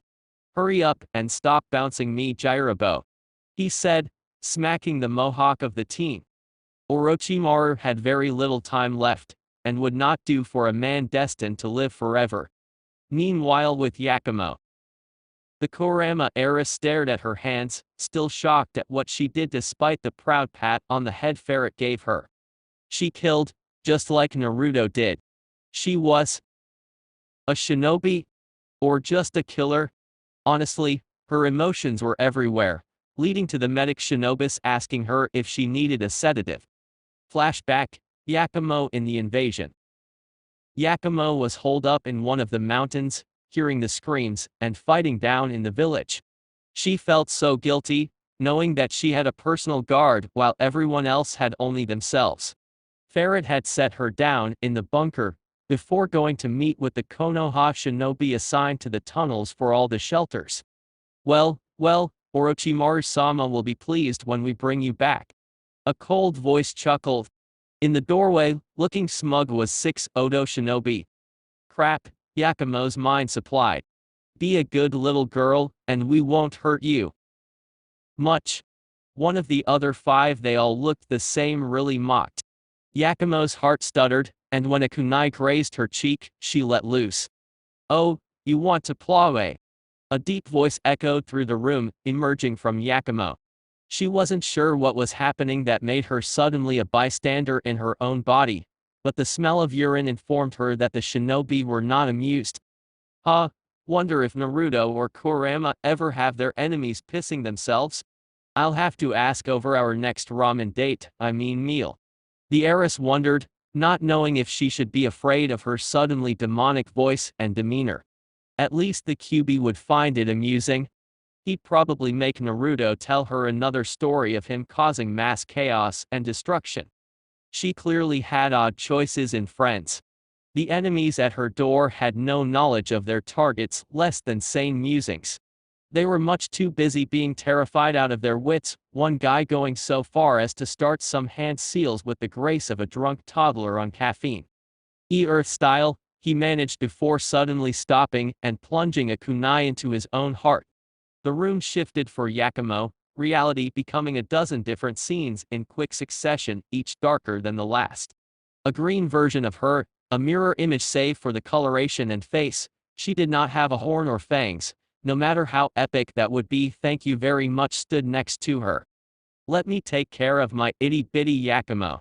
Why don't you take a little nap? It said. Suddenly, Yakumo felt heavy, like when the medics drugged her or she ate too much ramen. She felt herself be dragged under, and fighting proved futile. End flashback. Knowing that your genjutsu ended up killing 5 shinobi in 2 minutes, and the last one, their leader, ran away screaming, was not as assuring as to Yakumo as everyone thought it should be. Not even she knew what those men saw. Perhaps that was better. She shook her head of depressing thoughts, and went back to writing to Naruto. The idiot hadn't been by to see her lately, and her chest ached whenever she thought about him. The medics assured her nothing was wrong, but Yakumo disagreed. A boy shouldn't make her fever spike, or her heart palpitate so hard. She'd have to get a second opinion when the village lockdown was over. Back with Naruto. Tanzaku quarters was magnificent in the midday light, bringing hope to the traveling pair that they just might succeed. Currently the ANBU was crouched in a tree, admiring the wall-enclosed town and castle that was over 1,000 years old, according to the lore, that is. Tsunade was down there, amongst the hordes of travelers. He had to find her preferably before the gambling started, but first a little recon was in order. Summoning jutsu. Instantly 5 panthers including Hibiki and Akira and Hisoka appeared, rested up and wary. They looked ready for war, as that was what many thought would happen. Naruto, you're dressed differently? Hibiki mused. The boy just smiled, still not liking not having anything covering his face. Yes, well, we're tracking down a Sannin today, and I need your help, as Orochimaru is after them too. Recognition dawned in the elder panther's eyes. Ah yes, the slugs still have her as a summoner. As the monkeys haven't complained about losing Hiruzen, he's still alive, but knowing the invasion injured gravely? Yes, and we need her or else. Naruto didn't finish that statement. Anyways, please patrol the forests and town border for signs of Orochimaru, or other shinobi including Tsunade-sama. If you find anything, let me know immediately. All the summons nodded before poofing away. Naruto then sent out numerous clones in various hengas before he finally got on the main road with the rest of the travelers. Approaching the gate, the young ANBU took a deep breath. Here he would either save his cage and family or doom them to death or retirement. Hey, we got this. Angel whispered. Naruto shushed her. Cats don't normally talk. Well, they should. We're better than you smelly humans. Did your cat just talk? A civilian trader looked both disturbed and in awe. Naruto gave a blank stare. I'm sorry, did you say something? He deadpanned and walked into the city, without a second glance. And after the omake. Shizui Uchiha was many things, not that he was bragging. Sexy, badass shinobi? Check. Killer of enemy Jinchuriki and Rouge Route commanders? You got it. ANBU commander who single-handedly brought the Corps to new heights? Of course that was him. Overworked cage? Oh, how he wished it wasn't so. Damn you to the 9 pits of hell, Hiruzen. When you wake up, I'm going to enjoy killing you, and it will be legal as I'll be Hokage. Ha ha ha ha shit, did my paperwork just reproduce? Shizui, still in dragon gear, balked at his growing pile from the invasion. Honestly, how did 15 shadow clones still not put a dent in the pile? Any more and he'd have to steal from his commander paperwork brigade of clones, which obviously couldn't happen. Why did I ever agree to this job? Not even the promise of torturing the Chunin was worth it. He groaned, scaring the Chunin that came in with more coffee into passing out on the floor. Shizui stared at the young man in distaste. Hawk, take the Chunin away and get me a competent assistant. Sir Hawk appeared. That was our last one. You've sent 4 of the last 10 to the hospital psych ward. And? Your point? I thought shinobi were supposed to be strong-minded, Shizui griped. Yes sir. But the Chunin are stressed. Perhaps you're right. Hawk. Why yes sir? Hawk asked, suddenly nervous. You're hired. Hired. As my assistant, of course. Now here's my paperwork, I expect it done after my meeting with the council. And with that Shizui Uchiha escaped the clutches of evil. He felt no remorse for abandoning his brave man Hawk. ANBU were supposed to give up their lives for their Hokage, right? Chapter 38. Previously on Academy to ANBU. Tanzaku quarters was magnificent in the midday light, bringing hope to the traveling pair that they just might succeed. Currently the ANBU was crouched in a tree, admiring the wall-enclosed town and castle that was over 1,000 years old, according to the lore that is. Tsunade was down there, amongst the hordes of travelers. He had to find her preferably before the gambling started, but first a little recon was in order. Tanzaku quarters, tourist district. Naruto smiled despite the mission, enjoying the light-hearted festivities the town provided. He never really enjoyed a festival before, seeing as konohas were tense affairs. The Hokage and council would always have something for him to do during festival days, like paying Urka to hold him over for detention that would turn into takeout ramen and games. Other times the Hokage would send a request for a visit during a cold that always happened on festival days. As he got older, however, the more curious he'd become, but the couple of times he managed to sneak into them he was met with cold eyes hiding fear or curious foreigners that were ushered away by plain-clothed ANBU, not that he knew that at the time. By the time he was 10, Naruto was content to hide out in his apartment when the village lit up, sensing he was unwanted, Tora always dropping by for the day and night to escape her mistress. Then when he became an ANBU, festival days were always during a mission. The spring and summer festivals, midsummer festival, village founding festival, all fell during days Naruto was on an out-of-village mission. Team Ro had plans to attend the Festival of Heroes, celebrating the end of the various wars, and the shinobi who gave their lives up for the village. However, that was months away. So, seeing a festival that was not full of villagers exuding uncomfortable avoidance or overly curious foreigners was a new experience for the temporary brown-haired ANBU, his face betraying his happiness. He wouldn't play any games and had no plans to buy food, but just the atmosphere was enough for him. "Oh, Naruto, feed me," Angel Stage whispered, popping her head out of his shirt. She clearly was over the whole supposed to be a non-talking cat since the mission was not in a high-stakes area. Or rather it was, but the feline didn't see it that way. Naruto tried. Nobody paid them any attention, but anybody could be observing from the shadows. All the people coupled with Kurama's ongoing nap made telling negative emotions from the cacophony of other emotions impossible, making Naruto even more jittery, though his wonder at the festivities masked it well. To his annoyance, however, Angel just rolled her eyes. "Nah. Ru. 2. Feed me. They have sushi rolls. Fried in egg."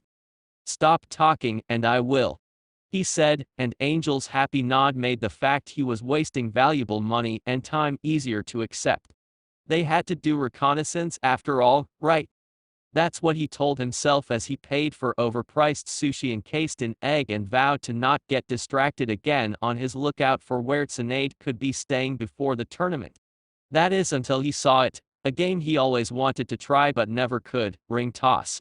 The game that required aim, which he had in spades, and luck. Nobody was luckier than Naruto. Uzumaki, a game in which he's wanted to play for years. Nothing was going to stop him. Locking onto his prey, he stalked over to the stand and thrust the needed yen into the shopkeeper's hands, bypassing a couple who had failed 5 times in a row to get a single ring. Sir, you cut in line. Please stand back, and the shopkeeper was cut off by Naruto glaring like the true ANBU agent he was. Yanking the 6 rings out of the man's hands, Naruto eyed the bottles calculating. He lined up the first ring, aimed like Danzo, and Hikaru taught him and launched it, only to have it bounce off the bottle, mocking him.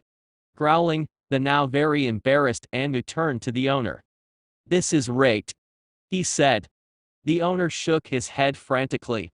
"Never, my dear sir. I know you, like all my valuable customers, are extremely confident in their skills." This was said with barely held contempt. Clearly the man thought him a commoner by his clothes. "However, I assure you that no matter what village you came from, no matter what weapon you trained in, will be enough to master this sort of challenge, and I had no need to rig it as you so claim." Naruto meant to protest, then his well-trained eye caught the gleam holding the bottle up, tightened at an angle that would make every ring bounce off. Well, Naruto just couldn't allow such blatant disregard for sportsmanship, could he? Never mind the fact that he'd do the exact same thing, just so well that he wouldn't get caught. With practiced ease only in ANBU under the unfortunate command of Dragon-sama and Tenzo, Naruto flicked a senbon laced with wind chakra from his wide sleeve. It sang through the air so fast no civilian could ever hope to notice it, slicing the wires that dared make his rings fail. He passed a smirk to the now sweating shopkeeper before beaming his innocent smile that used to get him out of trouble with Urka. "Of course, my apologies. Might I continue this fascinating game?" Naruto said diplomatically. The man relaxed minutely and gestured for the undercover shinobi to continue. "I'll let you restart, since we're all friends here." "Wow, sir. You're really cool." Cue internal groaning at playing naive teenage peasant. Hiding his intentions, Naruto started fumbling, missing his previous grace. Angel peeped out and snickered, but was harshly shoved back in at the wide-eyed stare.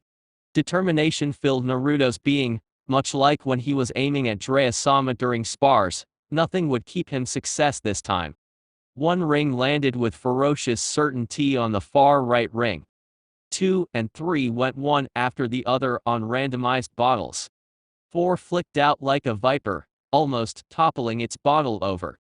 5, 6, and 7 went out as one, ending up on the same bottle without disturbing it. 8 and 9 he kept basic, just lazily threw them with his back turned. Finally 10.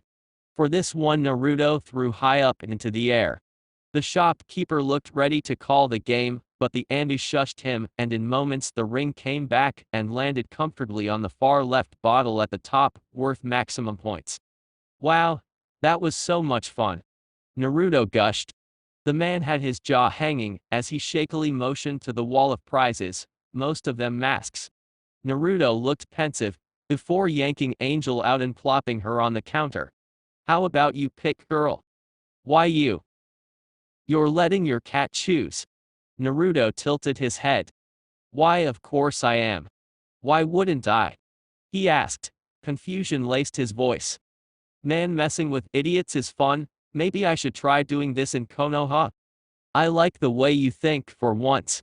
Kurama's sudden awakening jolted the Jinchuriki, but none noticed it, and when Angel came over with a mask in her jaws, Naruto just laughed as he put it on. "Good day to you, sir. Oh, and next time you try to rig your game, make it harder to get around," Naruto called over his shoulder, gleefully leaving the shaking crook behind. I must say I approve of your choice, my dear Angel-chan. Think the dragon would let us keep it? Angel purred from her new perch on his head, shaking her head no. You should just eat this dragon-sama of yours. He puts my container in such a degrading disguise, not one suiting Kurama the Great. His fury partner put his 2 cents in. We don't eat people, it's bad for my digestion. Besides, Dragon-sama is set to become Hokage when we get back. I'm sure the new commander would let us petition for a new mask. Naruto mentally argued. However, a surge of was that fear? Well, it pulsed through Kurama. I may or may not fear for your village brat. Naruto rolled his eyes at his friend. For the rest of the day the Jinchuriki filled his biju on what had happened since the impromptu nap. A proud and fearsome fox mask adorned on his face. Tanzaku quarters separate section. Tsunade prided herself on many things yet regretted everything. She was proud of her lineage, being a Senju Uzumaki mixture. However, her entire family died out to the point her clan would become extinct when she kicked the bucket, leaving only a few branch descendants of such diluted blood they could hardly be called Senju anymore. While she never wanted her own children, the thought of such a legendary clan being gone upset her very soul, and often her choice of not procreating made shame flush through her system. The Sannin next prided herself on her medical prowess that led to nothing in her opinion.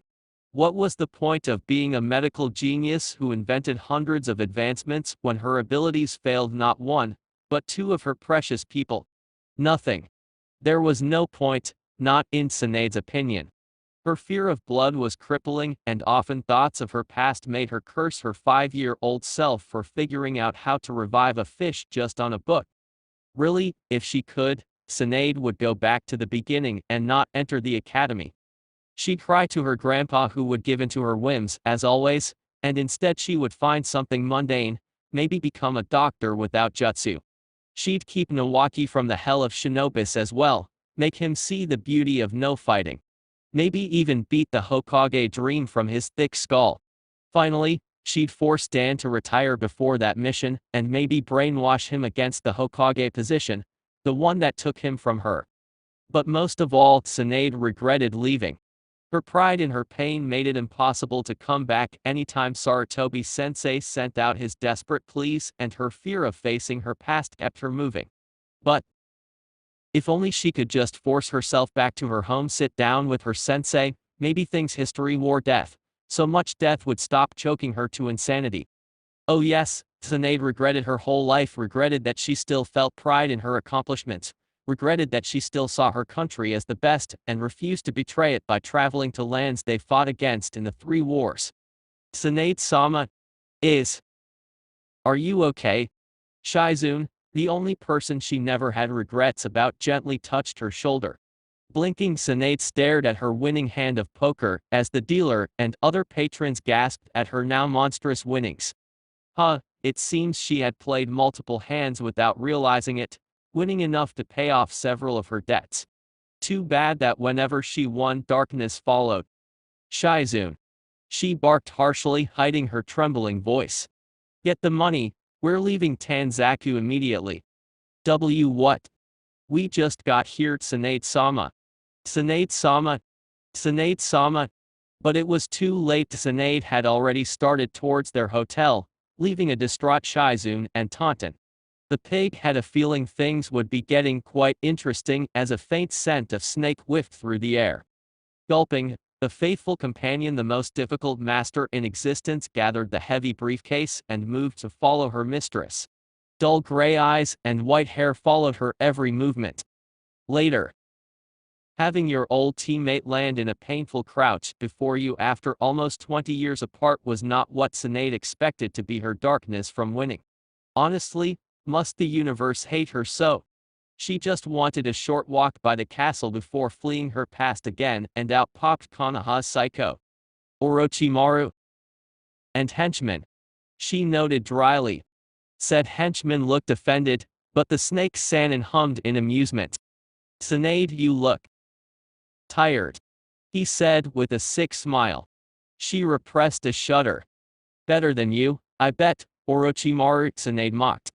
I can smell the death on you, your arms are rotting off, immortality not all it's cracked up to be. Orochimaru looked ready to strike, but instead chuckled. That's why I'm here, for your expertise. Turning, he motioned to the others with his head. Allow me to introduce you to my elite guards. Jiraiya, a beefy teen who looked dumber than a genin, grunted. Next are the twins, Seiken and Yukon, followed by Kitamari, conjoined twins that mirrored each other, stepped forward while a mutated teen with a cocky smirk waved his 6 arms. A pleasure, she said tightly. It was times like these she regretted not having Shizui on a leash. She had to find her apprentice and get the hell away from her psycho ex-teammate. Yes, well, you see, I had a little spat with Sarutobi-sensei a few days ago, and while I managed to kill the old fool, he left me in need of your assistance. Like hell, I'll help you. How dare you, killing sensei? Why, Orochimaru? She punched the ground, making Orochimaru and his guards jump up to rest on part of the castle roof. Tears threatened to fall, but Tsunade pushed them back. She couldn't believe it. Her sensei was gone. And the one he prized the most was the one to do it. A part of Tsunade always thought she'd have more time to go back home, time to sit down and have tea with the man who was more of a father to her than her biological one. She thought she'd have time to kick him, scream at him, and then apologize in a roundabout way and finally feel peace. But her former teammate took that from her. TSK Tsunade-chan, you're not even listening to what I'm saying, what I could offer you. Instead, you are acting like a child. I wouldn't help you, no matter what you offered. Not after what you did to Sarutobi-sensei, she boasted, destroying the ground below her. By now, everyone in town could feel the fight brewing, but neither Sannin cared. Not even if I could bring back your beloved. Give you the chance to have them back, exactly as they left you. Orochimaru countered. Time stopped. Tsunade choked. A chance to get Dan back, the chance to get Nawaki in her arms? Could it really be true? You know, it sounds too good to be true, because it is Tsunade-sama. Jerking at the voice of someone who snuck up on her, something that shouldn't be possible, the slug Sannin turned to see a smiling brunette hanging upside down.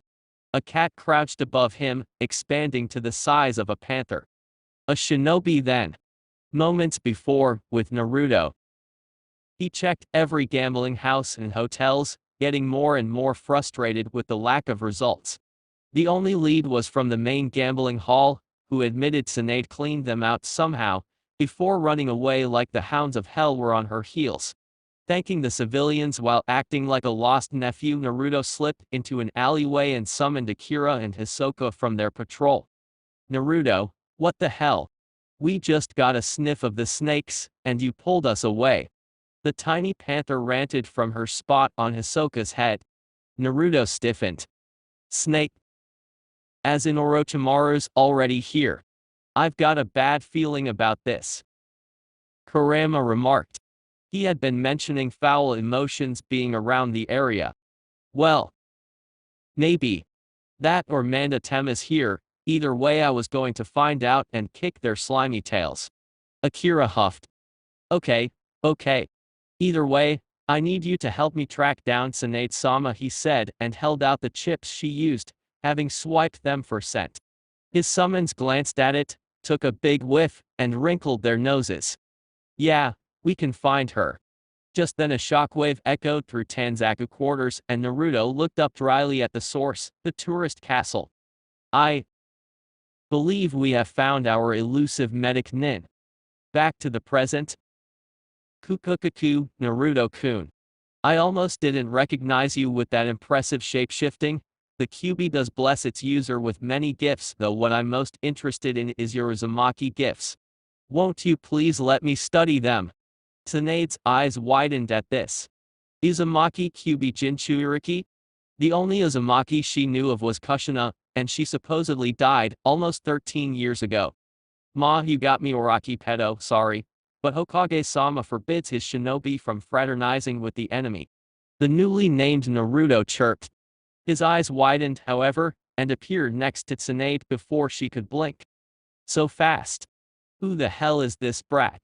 She thought, barely able to track him before feeling herself be yanked back to the trees. Tsunade could go faster if she really tried, but not by much, and the brat looked about 12. She didn't reach that speed until her late 20s. As soon as they landed, bones lodged themselves where she had been standing. "Oh, Kimimaro, you've arrived. And with a package, I see." In Kimimaro's arms laid Shizui, her most precious living person. Blood dripped from the woman's face, slackened in unconsciousness. Taunton was being held by the throat. You bastard. I'll kill you." Tsunade rocketed off the branch, destroying the tree, fist cocked. She aimed at Orochimaru's smug smile, only to have the entire group just disappear, a snake taking the hit instead. "Kukuku Tsunade. Come to the clearing outside town in 2 days alone.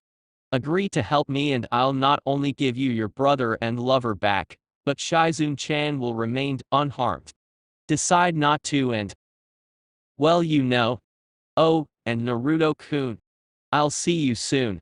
Orochimaru's voice echoed from everywhere before it, and his presence vanished once more. She lost the last link to the living. She lost Shizui. Well, perhaps some introductions are in order. The boy from earlier said uncertainly. "I'll go first. Naruto, Uzumaki at your service. This is Angel, my partner." In place of the brunette was a copy of the last Hokage, Minato Namikaze. The fourth brat. Ha! I lose Shizui and am stuck with the spawn of a Hokage, oh the irony. And Tsunade broke, crying in the dying light with dust settling around her. "I suppose this isn't the best time to mention you've been ordered back immediately to the village, huh?" Finally, with Orochimaru. "Orochimaru-sama, why didn't we just force the bitch to serve you? We could have taken her and the QB brat." Katamari complained in their hideout. The group had settled in a nearby hideout, Orochimaru stewing. "Quiet, you fool. Tsunade is a special specimen, and taking her captive wouldn't have worked. This way she comes to me. I might even get Naruto-kun from this." That brought a manic gleam, the thought of being healed and possessing that Kekkei Genkai. Finished. For now.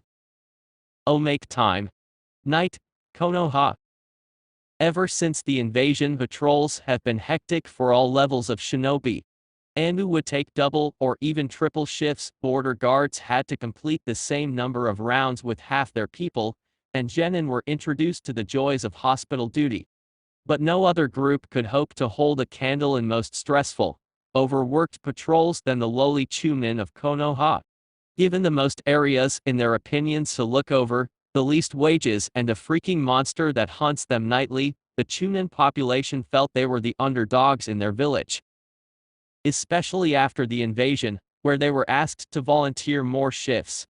Life really wasn't fair if you asked. Chunin Patrol Subgroup 4, created to bolster the normal patrols, led by Takisho.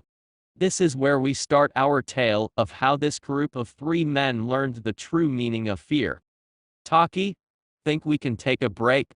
one Chunin asked their squad leader with a groan. Taki looked up, noticing the one who asked was Shu, his best friend from childhood. "Yeah, sure, nothing ever happens on these patrols anyways," the squad leader muttered. The other member of their squad, Mew, shivered as they perched on an alleyway's beam. "I'm not so sure about that, Taki. The other squads keep talking about a demon that roams around the village. They say it's 50 feet long and has red eyes that would scare the QB." Mew said. "Well, I heard it's a dragon that the QB birthed to." Sho added. "Some even say it's a vengeful spirit from a Chunin guard who died on patrol 5 years ago. They say if you slack off your toast." Mew covered his eyes at the thought. Taki scoffed. Yeah, I bet that's utter bull. It's our 3rd village patrol, and I haven't seen anything. Just relax, within a month we'll be back to our cushy border patrols with tea. Nothing ever happens there." "Hey Shu, think your little girlfriend there would make us more of her red bean rice balls?" "I sure hope so," Shu drooled, wishing he could go back to his lovely local girl with magic cooking. What they didn't know was she was a spy from Kumo who milked them for information, a spy that wouldn't be alive for very long once their replacements found her. But first our adorable Chunin must be given a fright so large they decide to never shirk their lowly patrols again. Mist rolled in as Sho finished his fantasies about his girlfriend's cooking. The three gulped, but figured nothing was wrong. This was Konoha, not a ghost town. Just then an ominous voice spoke, sending shivers down their spines. 1-2 dragons coming for you, eerie chuckling followed and all three Chunin had their kunai out and ready. Quick, in the guard station. Taki ordered and they darted through the village, mist that somehow turned black followed them. They barely made it, collapsing out of breath against the doorway.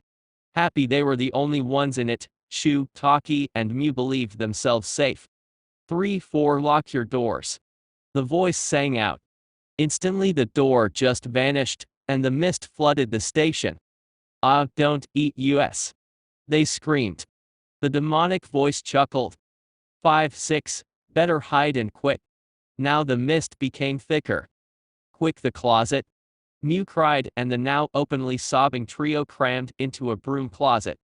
7-8 you're too late. Tendrils of darkness latched onto the Chunin's ankles and dragged them out. Save us. I don't want to die, I'm too handsome. I'm not, but I sure don't wanna. 9-10, you'll never sleep again. Cackling filled their minds and red eyes met theirs. The next morning when they were found by an annoyed head Chunin, the members of Chunin Squad Subgroup 4 were catatonic and had to be treated at the hospital. They never shirked their patrols again, however. Hokage's office. Shizui sat in his office, fully garbed and chuckled at his success. It was rather nice to see he still had it, was still able to strike fear into the hearts of Chunin with a basic jutsu and flashing red eyes. He really had to thank Fox for showing him that horror movie. Singing demonically really upped his scare factor. Dragon-sama, must you keep scaring the Chunin into catatonia?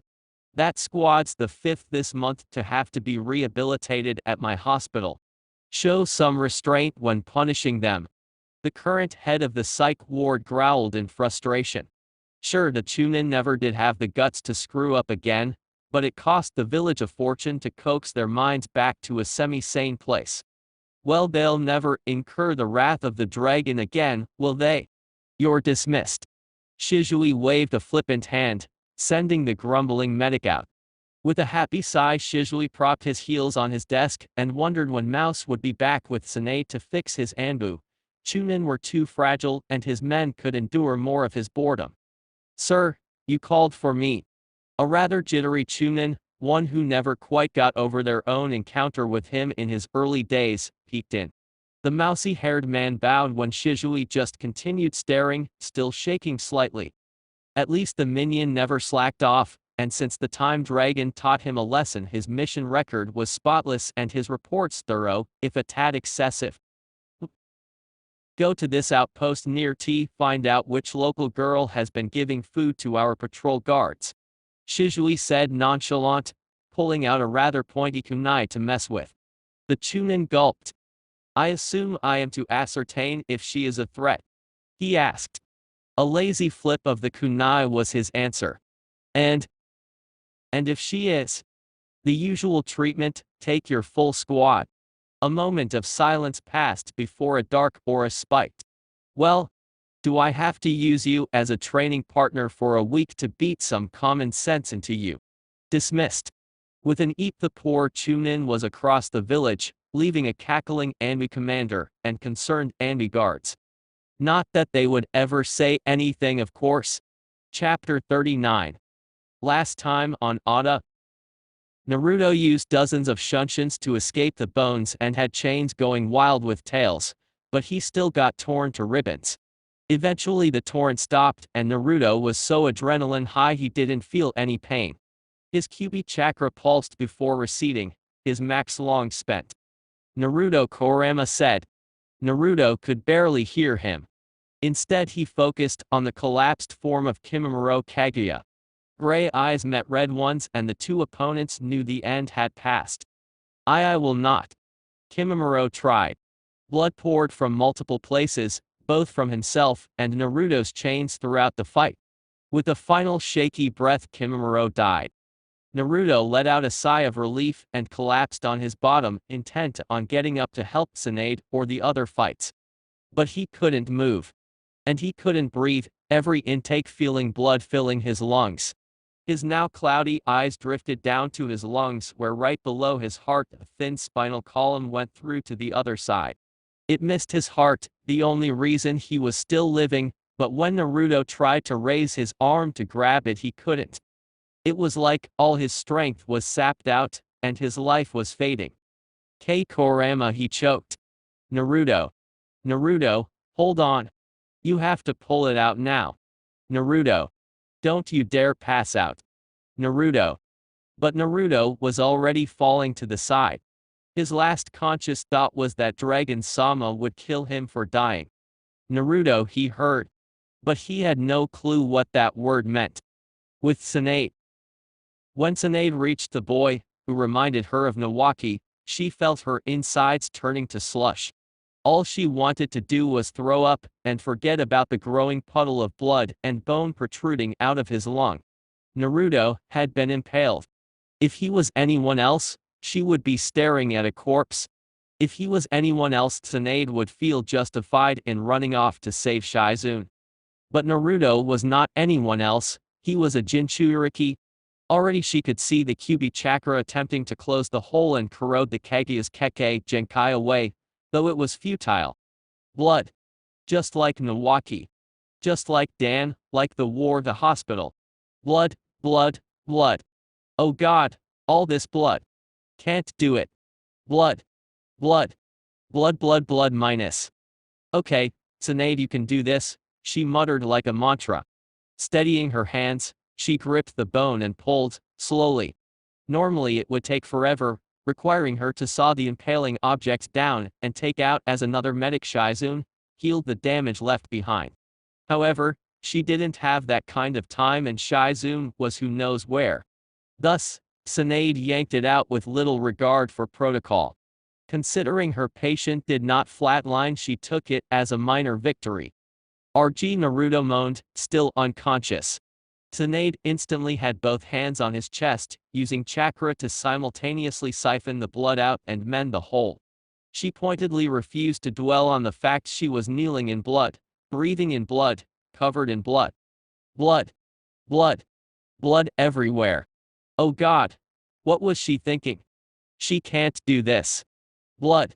Blood. Shut up. If anyone heard Tsunade scream at her own subconscious, she would kill them later. For now, screaming calmed her down and allowed her to continue her work. Minutes felt like hours.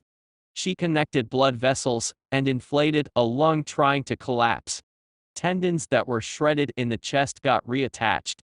Suddenly there was Kyuubi chakra erupting from the wound once more, closing it up faster than should be humanly possible. Not even Kushina had healed this quickly, and her healing factor had been studied extensively. Tsunade mused it had to be from how well Naruto wielded the beast and moved on to other injuries. She would let the demon finish up the lung. Broken bones. A concussion. A torn ACL, and the muscles surrounding his stomach shredded. Another bone shard narrowly missed the spine and had to be brought out. Tsunade healed them all to acceptable levels, praying he survived the shock and blood loss. She had force-fed him 3 blood-replenishing pills, but Jinchurikis could be tricky in what their bodies accepted as blood. Finally feeling satisfied when Naruto looked like he would be healed within a couple of days, she stopped the chakra flow. Any more forced healing could be counterproductive in the long run, the body not understanding that it was already healed and didn't need to do anything. Tsunade took a deep breath, refusing to let the sticky blood covering her lead to a breakdown. Shizui still needed her and Orochimaru was gone, at least she hoped so Naruto could lay here without being attacked. Tsunade-sama. Shizui's voice rang out across the clearing, and never had a voice sounded so much like heaven. Tsunade whipped her head around, eyes already assessing her apprentice. The girl Tsunade raised was covered in grime and blood, carrying Naruto's useless cat, but she was alive. There did not appear to be any lasting damage. Shizui, Tsunade choked out. Her tears began flowing as her apprentice reached her and dropped down in a crouch as the cat curled up with Naruto. Already Shizu's hands were glowing green, analyzing her for injuries. Where? What happened to Orochimaru's lackeys? That was the big question, one that would decide if they could go back to town or if Tsunade carried Naruto as they ran to the village. Who knew if Orochimaru had more people waiting for the others to return and report? We killed them well, all but Teria. Shizui said. Tsunade's brow furrowed. Teria. Tsunade was bad at names, but it sounded like the female Odo Nin. Sorry Tsunade-sama, I meant the female. Angel-chan here tore into her however, and I don't believe she will last long. She's probably already dead. The others. Well, those summons are fierce. Tsunade sighed in relief. Good. Just to be sure we'll leave for Konoha as soon as the brat wakes up. You. The village. Shizui looked so confused. Tsunade smiled and scoffed. Of course, we have to go back to the village. They can't even survive a pesky invasion without me. Why, back when I was a genin, invasions happened monthly. Perhaps things would be okay. Hey. Angel yelled suddenly, as if realizing something. Naruto isn't a brat, he's the only reason you won, I bet. Her smug look when Tsunade didn't outright deny it only added fuel to the fire. Perhaps they wouldn't be until Tsunade accidentally made the feline mute. Naruto wouldn't even have to know, right? In Konoha, with Dragon/Shizui. Shizui overlooked the various progress reports that were pooling into his office hourly. Honestly, if he wasn't already on the path to blindness, thank you Mangekyo Sharingan, the Hokage position would make him need reading glasses within the year. Why couldn't his shinobi learn to write legibly? His ANBU could, though Shizui supposed it was due to the handwriting practice he enforced on all recruits. Having sloppy-looking penmanship was such a chunin thing to do. So far, the village was faring well, all things considered. The academy was being used as a station for the students and injured genin to get assignments that assisted in rebuilding the village. Yakumo Kurama was set to undergo the unsealing within a month, allowing them to train another genjutsu specialist, something they desperately needed. His shinobi were taking double or triple missions, one right after the other, and even the genin were pulling their weight with extra D and C ranked missions in addition to reconstruction projects.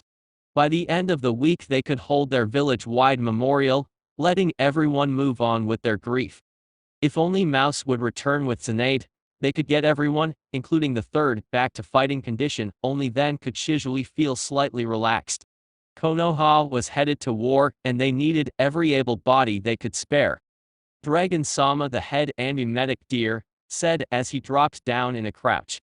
Shizui nodded for the man to speak, knowing he was coming from their guest. What is it?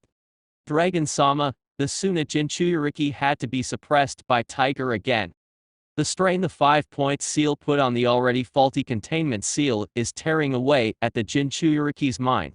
Deer said in a monotone voice, though Shizui could hear the concern. Jiraiya was out for another week at least, and even Naruto was unavailable due to his mission. If the seal holding back Shukaku collapsed before they returned and could either put a better seal on for Gaara or extracted the demon to go into a Konoha shinobi, they would be in trouble. Shizui could stop a rampaging demon, but he honestly didn't want to.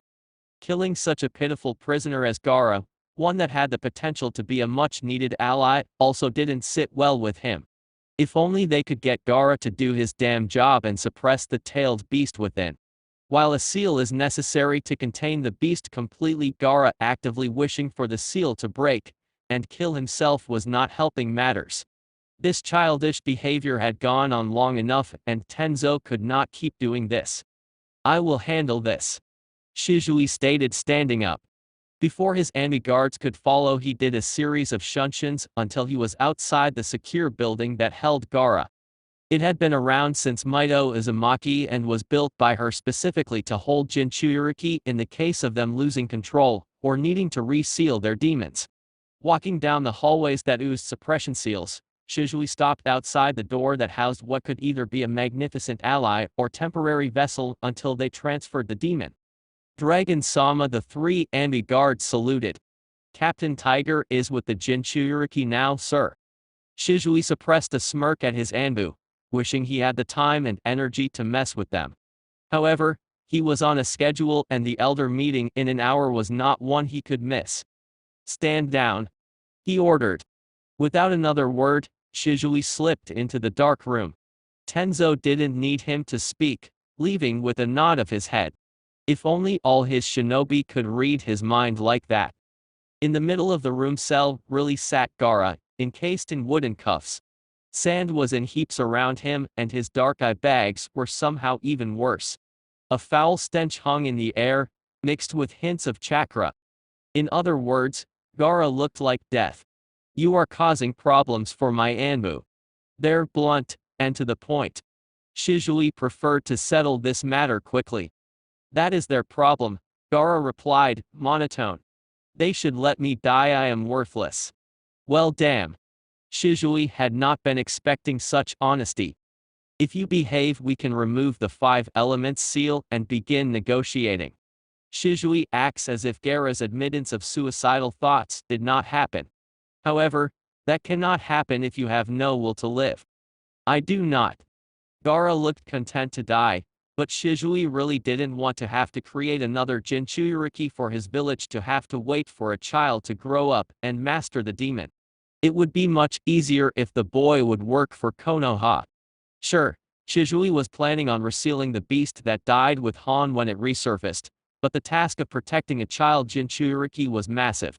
Konoha simply did not have the manpower to spare for such an endeavor, not when war was on the horizon. Konoha is better than Suna, you know this.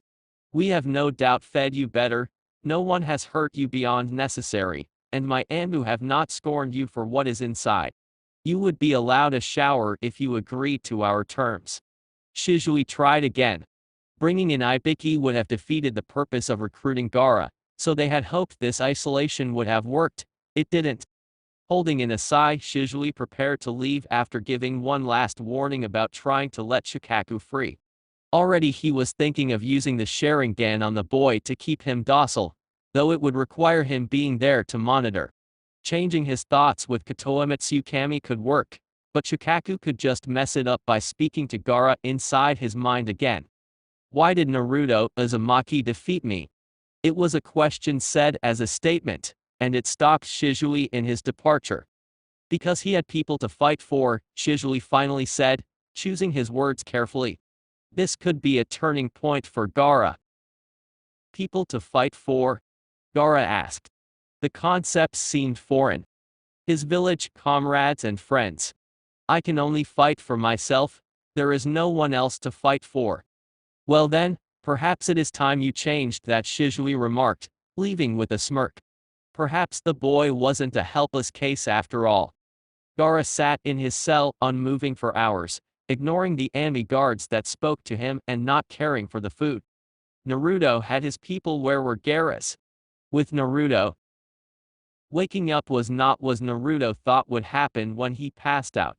Nor did he think he would wake up in a comfy bed, the hotel walls staring back at him. He tried to be alert to assess the situation in case he was somehow captured, but that took too much effort. He groaned in an unintelligible garble. Gasps from what he assumed was across the room made him turn his neck. He winced even as his eyes took in the blurry form of Tsunade and Shizui, with that pig and angel riding on her shoulders. Brat! Tsunade said, even as her hands turned green. Naruto shivered as the medical chakra flowed over him. You almost died. Still might if you didn't have me and that fur ball in your gut. Tsunade-sama. Shizui said. She sounded exasperated but fond. Naruto processed that they must have all survived. They were in their hotel room. He knew Kimimaro was dead and Orochimaru was also dead. Wait. Oro. Maru. Dea? He asked, his dry throat making talking more difficult than ANBU trivia night. Tsunade huffed a laugh. Yeah, he's dead. Uzumaki's. Of course your first thought is about that psycho. Naruto muttered. He decided to try and sit up. The pain shooting up through his lungs and stomach almost made him give up. Almost. He wasn't an ANBU agent for nothing. The bone. God, that phantom pain made him shudder, and the complete fight came rushing back with the viciousness of an avalanche. He really was lucky for Kurama. Speaking of which, Kurama. You there? Naruto thought loudly, hoping his partner was awake. Barely, you flea-bitten meatbag. Kurama snapped. Oh boy, he was mad. Naruto realized. It's not my fault. And thank you. HMPH. You're lucky Kurama the Great did not wish to have to reform, or else I would have let you die. Honestly, death by impalement? How insignificant. Naruto smiled at his friend's way of showing his worry. It was a close call, one Naruto hoped he never had to go through again, but was not foolish enough to bet on. He was a shinobi, and almost dying was part of their career. Brat. Brat. Tsunade's holler and smack on the back of his head that sent stars to his vision got Naruto's attention. Yuch. What was that for? I swear, Tsunade-sama, you're like an old hag sometimes. Silence rang in the hotel room, save for Angel's snickering. He could faintly hear Kurama pray for a peaceful death. Tsunade's eye twitched, and her first came dangerously close to his head. If we didn't have to get back to the village, I swear. She muttered. Old hag, my ass brat. Sleep, we leave at first light. She turned, leaving with a frazzled Shizui. Angel and the pig jumped onto the bed, both amused at the scene. Despite Tsunade's orders, Naruto was not ready to sleep. He was used to healing while traveling back, and he wanted to run to Konoha and Hokage-sama. If they pushed, they could be back within a couple of days. However, they clearly weren't heading back until dawn, so Naruto grinned down at his furry feline partner and the pig. So, who wants to tell me what happened on the other side of the battlefield? Angel's eyes lit up. I kicked human butt as always, Naruto. That sound lady didn't stand a chance. And Hibiki ripped the arms off that spider guy. Akira then tried to set them on fire and wave them around like sticks. On and on Angel continued her report, and Naruto allowed himself to laugh a few times at the descriptions of death. Who knew Shizui was vindictive enough to beat someone to death with a tree branch? Meanwhile, in the forest, Teria crawled, her back in shreds. God, she just wanted to curl up and die. It would be so easy, she could just close her eyes minus. No, she couldn't do that, not when Orochimaru-sama needed her. She could feel his presence nearby. Her curse seal pulsed, guiding her to her master. Teria could do this, she could carry him away to safety, maybe use his arm tattoos to summon a snake. She would be rewarded, surely. After all, Teria was the last of the Sound Five. The remains of all but Kimuro, who was literally on death's door before this mission, were scattered throughout the forest. Seiken and Yukon, bodies torn apart, Seiken beaten to death by that bitch Shizui. Kaitamaru, ripped limb from limb. Fat ass. Well, she never liked him anyway, so him dying before the battle even started just made her smile. Hiss. Teria. There. Orochimaru's voice. It was smaller, and her stomach flipped in dread. Something told her to turn back, to not pull herself any closer to where his body must be. But she couldn't stop her loyalty, making her continue toward a bush. Oh, Orochimaru-sama, Teria said. A figure rose from the bushes, and her heart stopped. This wasn't Orochimaru, this was Minus. Ah, Teria hiss. Well done, hiss. A snake with Orochimaru's face rose up, grinning as much as a snake could. Fuck no. Her dirty mouth had been born from a life of poverty, and it showed up more when she felt threatened. Now more than ever, Teria was scared. Scared shitless, if she said so herself. Yes. You will do. The snake suddenly lunged, mouth unhinging. Teria's screams were the last ones she heard before everything went dark forever. At least she could brag she was the last to die when she saw her team in the afterlife, right? Finally, with Hikaru. They had arrived at the last base they could find, quickly cleaning out the stragglers. Hikaru interrogated the Odo-nin with a viciousness not many were aware he possessed. His team was exhausted, having barely escaped the daimyo's palace alive, and the country was on a manhunt for their hides. Hikaru had already sent word to Dragon Sama that the real daimyo could be moved back, if another Konoha force took out the last of the coup holding up in the palace. God, Hikaru hoped his squad wouldn't be the ones on that mission. Besides, if the screaming scientist below him was telling the truth, they had bigger issues to deal with. The Uchiha traitor and Kaizan Hoshigaki were spotted 30 miles north, headed towards the Konoha border. Move out, he ordered Hana, slicing the scientist's throat. She snarled. We won't make it before the bastard does, Captain. Hana said and sniffed the air. I know. His temporary team was silent, waiting for their order. While all of them knew what had to be done, none of them wanted to do it. Captain? Their resident of Bahrain had a scout bug on his finger. The Uchiha is due to cross the border in 3 hours, if we wish to intersect them. Hikaru sighed, and prayed he would get out of there alive.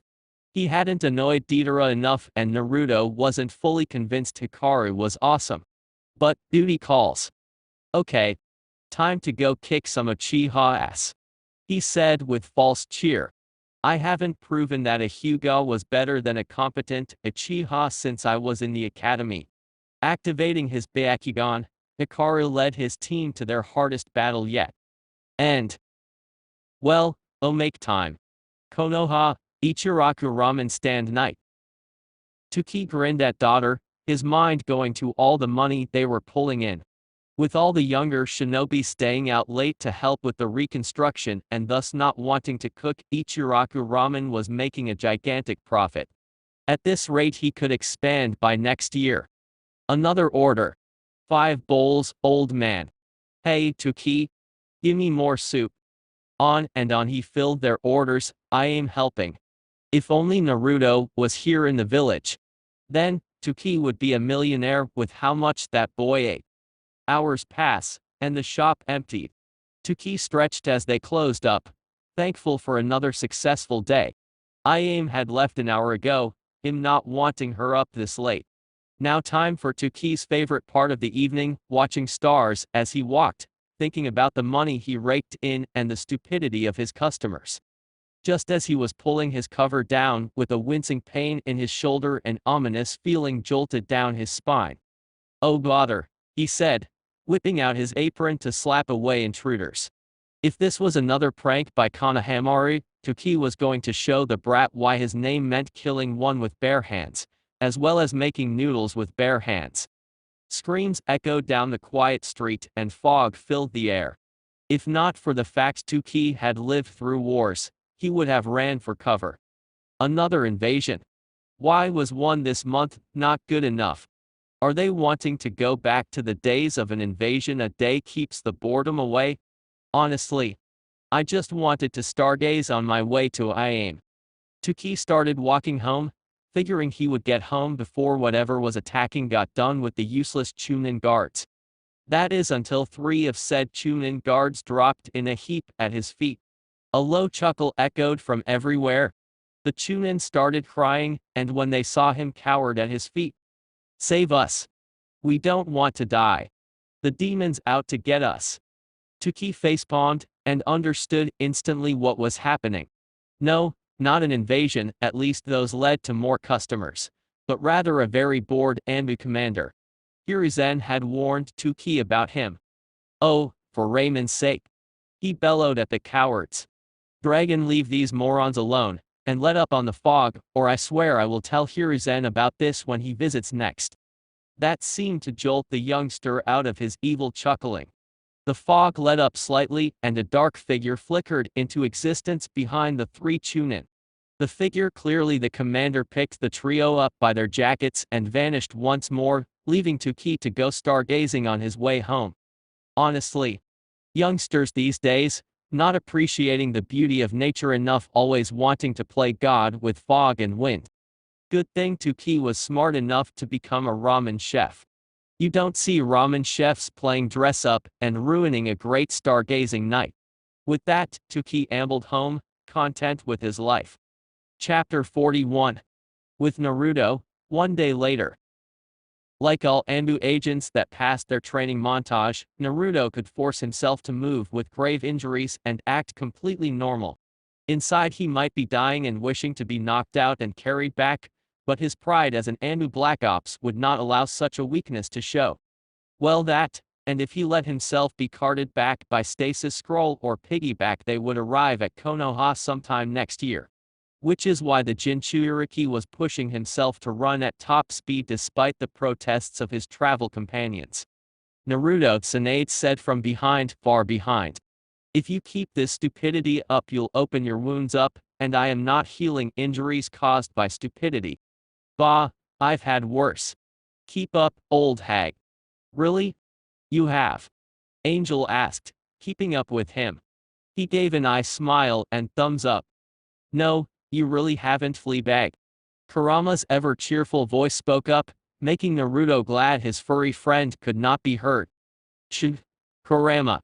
You know I'll be fine. We're less than a day from the village anyway, I'll rest then.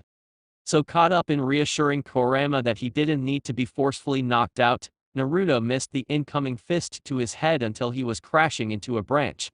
Tsunade looked down at him, smirking. Youch, was that really necessary, Tsunade-sama? He glared at her as she just healed him up and pushed him off the branch.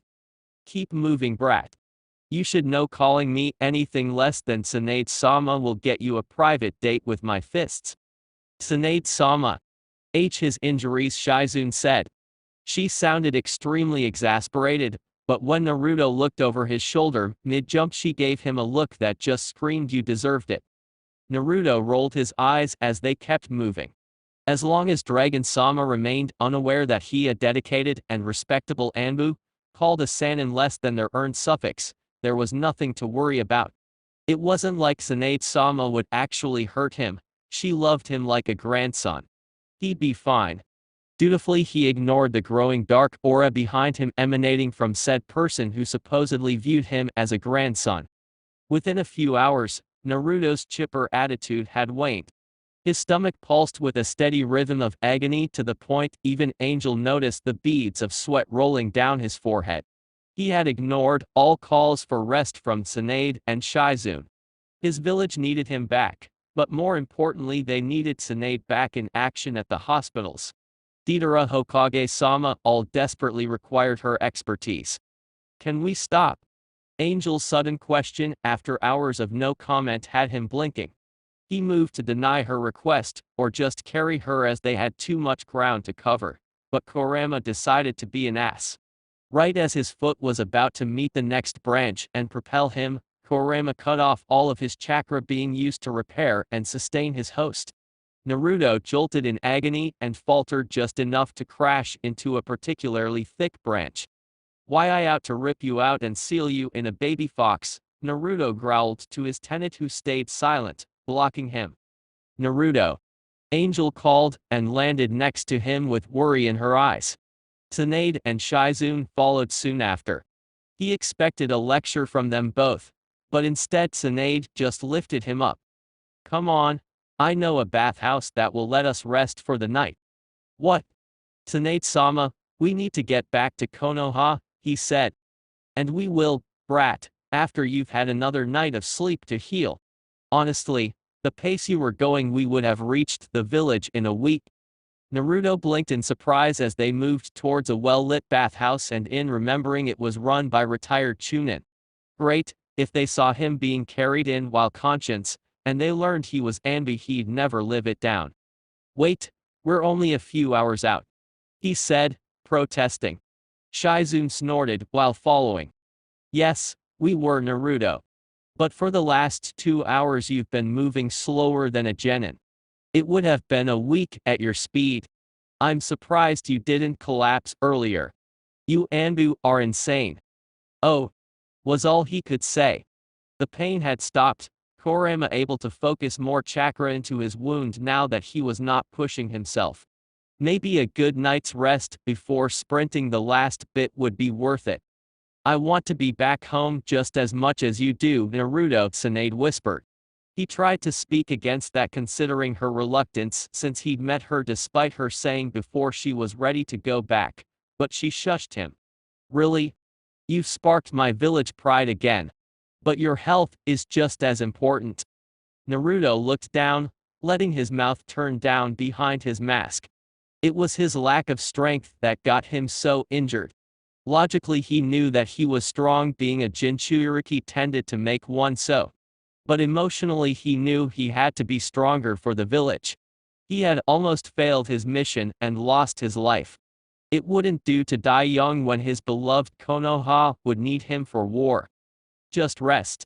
We'll sleep here and be on the road by dawn. Lulled by her words, he took the advice and drifted off. It might go against training, but what Dragon-sama didn't know wouldn't hurt him. And by him, Naruto meant himself. Next morning. It was well past dawn when Naruto awoke, and the room they more than likely rented was empty. He cursed at Kurama while checking his weapons. Why didn't you wake me, furball? What if they skipped town? Naruto was livid at the thought of his target, Konoha's hope managing to slip through his fingers, and probably carting Angel around too considering she was nowhere in sight. Calm down. I'm not your personal rooster, so drop the tone, or I'll find a way to send an uncomfortable amount of chakra to your tiny manhood next time you see that female flesh bag. Kurama was not happy. Besides, the old hag is with your useless cat close by.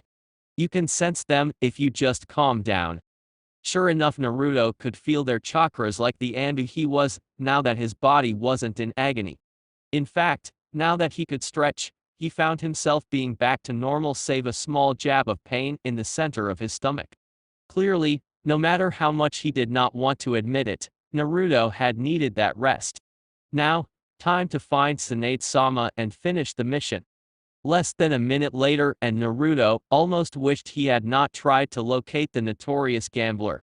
No matter how old he lived to be, Naruto would never be able to get the image of the revered Sannin drunkenly offering to pay her debts in more than one way to an equally drunk civilian merchant that Konoha had an alliance with out of his head. Shizui and Taunton stood in the corner wishing for death, while Angel enjoyed the show. Now, Naruto doubted the other way was anything less than an attempt to make the man back down so she could subsequently sneak off and leave the man with an empty IOU, but it still was not pleasant. Worse was this merchant was known to be able to talk to other merchants in more than just his textile field. If he got pissed off at Tsunade, and then found out she was in Konoha, not only would he demand payment from the village, but it would lead to him badmouthing it to others. That could lead to the village losing merchants being forced to assassinate him, spread rumors to discredit the merchant, or more than likely all three. No matter the outcome, it would not be good at the current time. So, Naruto would have to correct this mess. Again. He stalked over to Shizui, startling her when he whispered, "How much does she owe?" What? Oh, Naruto-kun. She looked nervous. How much does she owe? Once more, he asked. 3 million, Angel said instead. So, more than the village would want to pay even if it was very doable. He could just win it back from the merchant, but that could make the man angrier. Oh, Tsunade-sama. Shizui fretted. She squeezed Tun so tight the pig choked, causing Shizui to apologize and turn her attention to the creature. When she looked back up, Naruto had vanished. Strange, she murmured, before mentally preparing herself to run to Konoha with a drunk Tsunade-sama. Naruto sighed in exasperation minutes later as he and 5 clones set off to the small town to the west of the inn. The town, called Koi, was known for the smaller gambling houses and shady Yakuza gang that Konoha let run amok as it kept a rival faction from rising up, and they paid a tax to the village under the table. Well, sadly for whatever poor team would be sent to stop the inevitable turf war, Naruto had to decimate them for their cash. Financially, of course, but a Yakuza without money was soon to fall. Sneaking into the various storage buildings was the easy part. Within minutes the mental map Tenzo had him memorize of the town the last time they were in the area ensured that he and the 5 clones were in position. Taking the guards out was even easier, and Naruto doubted they would be missed. The difficult part was making sure the deaths looked not like a shinobi did it, but an untrained thug or hitman. That was what usually gave Konoha and other villages away when their very expertise was what screwed the mission over. Thankfully Naruto had learned from the best in killing like thug, and it wasn't from Kakashi-senpai or his teammates. Flashback, several months before. Yash, my youthful student. Good morning, it is time for another youthful day, Guy said. It was too early for Naruto to deal with his crap, especially after the screw-up he caused last night with Yugao-senpai. Instead of his usual respectful greeting, Naruto grunted. Guy looked at his neighbor in surprise, not used to Naruto being more than passively rude. The boy was cocky at times, and liked to roll his eyes at Guy, but never did his refuse to greet his favorite neighbor. When an attempt at throwing a punch to get the boy into fighting mode failed, the green-obsessed Jonin decided to try another tactic. Yash, what is dampening your flames of youth this morning, young Naruto? Guy asked, plopping down in front of Naruto. His words were the same as always, but more serious in tone. Naruto raised an eyebrow in surprise at his teacher being interested in anything besides being youthful. Figuring the man would get the gossip at the Jonin bar later anyway, he decided to spill. Maybe it would help more than Kurama did with his laughing. I messed up last night. Badly, Naruto admitted, looking away in shame. You are still here and not off to the dusk of youth or discharged, right? Guy asked. Naruto snorted. Maybe, but that doesn't change the fact Yugao-senpai was counting on me and I blew it. What was the youthful task you blew, Naruto-kun? Guy looked so serious Naruto gulped. Great, he'd actually get a lecture at 5 in the morning. I had to kill a man. You did it badly, worse than a flea. Kurama chimed in. Naruto tried to ignore him, but the beast was correct, he did kill him wrong. And you have not done so? Guy looked confused, as he should. Even most genin had killed by now, much less an ANBU agent and Jinchuriki. No, I've killed loads. Tons. Well, enough anyway. But this time I had to make it look like a bandit killed them so that the target's family didn't link it to shinobi. Yugao-senpai asked if I could do it, and I said yes. But you killed with such youthfulness that it showed. Yash, now I get it, Naruto-kun. Guy, suddenly exuberant again, jumped up and started dragging Naruto towards the market. I will turn you into the most youthful bandit. Guy-senpai? Where are we going? Naruto asked as they continued towards the market, and the blinding smile he got in return made him regret doing so. Yash, we are off to get a most youthful tool to kill with, Guy said with way too much goodness for a sentence about murder. This was a shinobi village, however, so the few civilians out didn't bat an eye and one even thanked Guy for working so hard. I have weapons, Naruto protested once the meaning caught up to him. A new killing move would have been appreciated, not a weapon. But do you have a rusted sickle and gloves? Flashback ends. Naruto looked his gift, a top-quality sickle that was made to look rusty. Rarely has he had to use it, but it along with the moves Guy showed him over the next week saved a few missions since. Now it would save Konoha's reputation. Hopefully, Dragon-sama wouldn't be too mad. A shinobi one Yakuza attempted to cry out before Naruto landed a sloppy slash to the throat and eye. The man fell with a thud, barely an afterthought as the ANBU looked at the crate of money in the room. Oh, if only any leftovers could go to him, all the ramen he could buy. But no, any and all leftovers would have to be given over to Dragon-sama or face charges. Thankfully, the money might prevent him getting more than a lecture. You can't be in here. Yet another guard covered in tattoos rushed from the doorway with a rusted knife. Naruto ducked under the man, and drove the sickle deep into the body in an upward thrust. He didn't blink at the pooling blood, knowing there would be more of it soon. Naruto sealed the money in a blank seal before heading out the door, careful to kill the remaining guards the same way. A beat-up skull here, a stabbed lung there, and any investigators would think a rival gang came through. Wait, please, I'll give you whatever you want.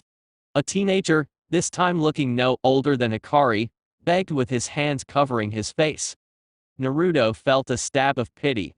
He briefly considered it, wondering if there was a way to make the man lose his memory or at least kill him with no pain before mutilating him for show when a sword is suddenly jutted towards his throat. On instinct, Naruto disarmed the now sneering Yakuza and stabbed him through the throat. He felt no pity as the now dead teen collapsed. He cleaned up his sickle and resealed it, thanking Guy mentally once more. TSK. Honestly, these people are worse than Shinobi. Naruto spat and continued out, meeting his clones 3 minutes later. Less than an hour after he left, Naruto put 4,000,003 for Tsunade's loss and one as a gift from Konoha at the very happy merchant's feet. Tsunade gaped at him as he dragged them all outside by his chains. Not a word. Tsunade-sama, he ground out, and sure enough they set off at a quick pace in silence. All that was on Naruto's mind was his home. Sundown, Dragon's office. Dragon looked at his shuffling subordinate in pride and amusement masked behind minor disapproval. He was more than proud that Mouse successfully retrieved Tsunade and her apprentice, both of whom were now treating the more serious injuries. By next week most would be able to sit up and function, if not do light paperwork. But taking out a Yakuza gang he set up? No, Dragon was not very happy with that. Amused, yes, but happy?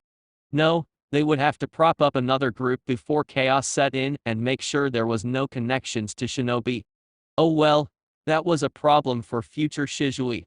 Now, however, he had to deal with a certain Mouse's next assignment. The feline was already off sniffing out leftover weapons in the forests as the Inuzuka dogs needed some rest. Hopefully she would be more effective than some of those mutts. Normally, even I would give you time to rest, Mouse. What your mission was an S rank at least in importance and difficulty, Dragon said. Mouse dutifully stood straight and emotionless even without his mask or uniform on. But Konoha cannot afford for any shinobi off. Yes, Dragon-sama. Good. He was willing to go to another S rank if that is what Dragon chose to do. But there was a much more important task that needed to be done. Until your squad is back to full strength, I will require your unique way with the shadow clone. Mouse blinked at him and Shizui took a bit of Uchiha-like pleasure in the task he was about to assign, even if it was out of necessity more than pay back for the Yakuza incident. You will be our manpower on rebuilding. The surprised squawk made Shizui's evening. Terrorizing his minions always made the days brighter, especially after the day they just had. A crow, not one of his summons, but still very familiar, looked at him from the window as he dismissed Mouse to get a good night's sleep. Damn you, Itachi, was it really necessary? He said at the crow, who just blinked. Looking at the wrapped sword behind his desk made him want to be a kid again, running off to the training grounds to blow off his anger. Finally, the hospital with Naruto. Naruto blinked in surprise at Deidara, Yugao, and a newly bandaged Hikaru sleeping side by side in their beds an hour later. Tsunade-sama was set to look at them in the morning, but Naruto had wanted to visit regardless. Seeing his senpai, who should have still been on a mission, instead looking like death was unnerving. Senpai. What happened to you?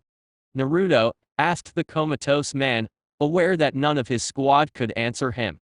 It was hell. A female voice he recognized spoke from the doorway.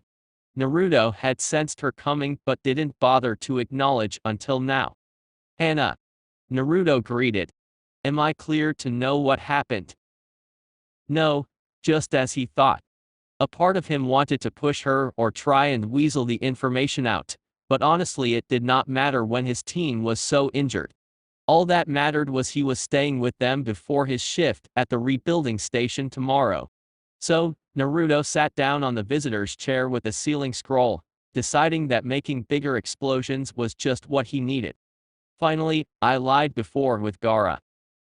Gaara looked back at the cell, the place he had begun to think of as his. In there no one had caused him actual harm, he was fed quality food and every ANBU used his name. They didn't fear him. Then again, why fear the one when they had the nine? Gaara almost turned back, almost woke the now unconscious not dead. He didn't want that ANBU that were clearly overworked, and at him saying he wanted a shower, let their guards down. It took a while, but his chakra had broken the seal, or rather he learned to use his powers without it. He shook his head. No, he had to do this. Naruto, Uzumaki beat him, because he had people to fight for. Gaara never had that. But he would. He would find these people, no matter how long it took. May we meet again, Naruto, Gaara said, before letting his sand whisk him away. Chapter 42. Previously on From Academy to ANBU. Naruto blinked in surprise at Deidara, Yugao, and a newly bandaged Hikaru sleeping side by side in their beds an hour later. Tsunade-sama was set to look at them in the morning, but Naruto had wanted to visit regardless. Seeing his senpai who should have still been on a mission instead looking like death was unnerving. "Senpai, what happened to you?" Naruto asked the comatose man, aware that none of his squad could answer him. "It was hell." A female voice he recognized spoke from the doorway. Naruto had sensed her coming but didn't bother to acknowledge until now. "Hana," Naruto greeted. "Am I clear to know what happened?" No, just as he thought. A part of him wanted to push her or try and weasel the information out, but honestly it did not matter when his team was so injured. All that mattered was he was staying with them before his shift at the rebuilding station tomorrow. So, Naruto sat down on the visitor's chair with a sealing scroll, deciding that making bigger explosions was just what he needed. Finally, I lied before with Gaara. Gaara looked back at the cell, the place he had begun to think of as his. In there no one had caused him actual harm, he was fed quality food and every ANBU used his name. They didn't fear him. Then again, why fear the one when they had the nine? Gaara almost turned back, almost woke the now unconscious not dead. He didn't want that ANBU that were clearly overworked, and at him saying he wanted a shower, let their guards down. It took a while, but his chakra had broken the seal, or rather he learned to use his powers without it. He shook his head. No, he had to do this. Naruto, Uzumaki beat him, because he had people to fight for. Gaara never had that. But he would. He would find these people, no matter how long it took. May we meet again, Naruto, Gaara said, before letting his sand whisk him away. On to the new chapter material. With Naruto, next morning. Naruto arrived at the academy along with the sun alone. Angel had been too ashamed to come with, and he respected the decision, no matter his personal feelings on the matter. Instead, she was going to help the Inuzuka hounds patrol the forests behind the Hokage monument. A shinobi overseer, Chunin by the looks of the eye bags and slouch, was handing out assignments for the day to a gaggle of shinobi and civilians. Naruto waited patiently for the man to give him his orders. Thankfully he had been prepped by Dragon-sama with the knowledge that Naruto would be a grunt worker that would supply thousands of clones if need be. The Chunin glanced up, saw Naruto in his Chunin garb, and nodded, signing that he would be with him soon. "Boss!"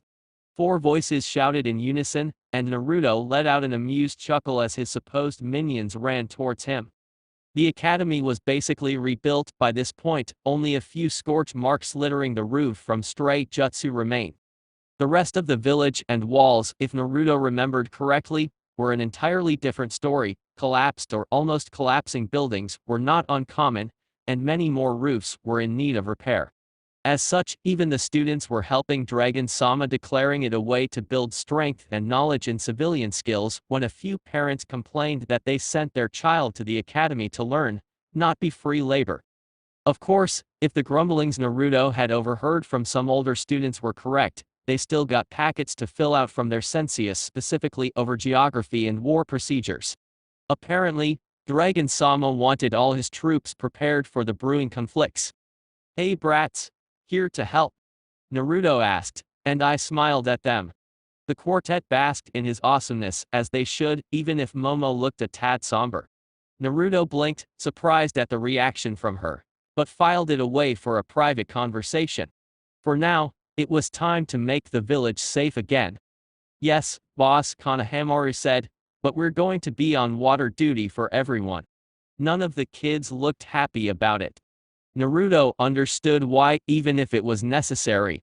Water being delivered to workers and volunteers would keep not only physical strength up, but also morale.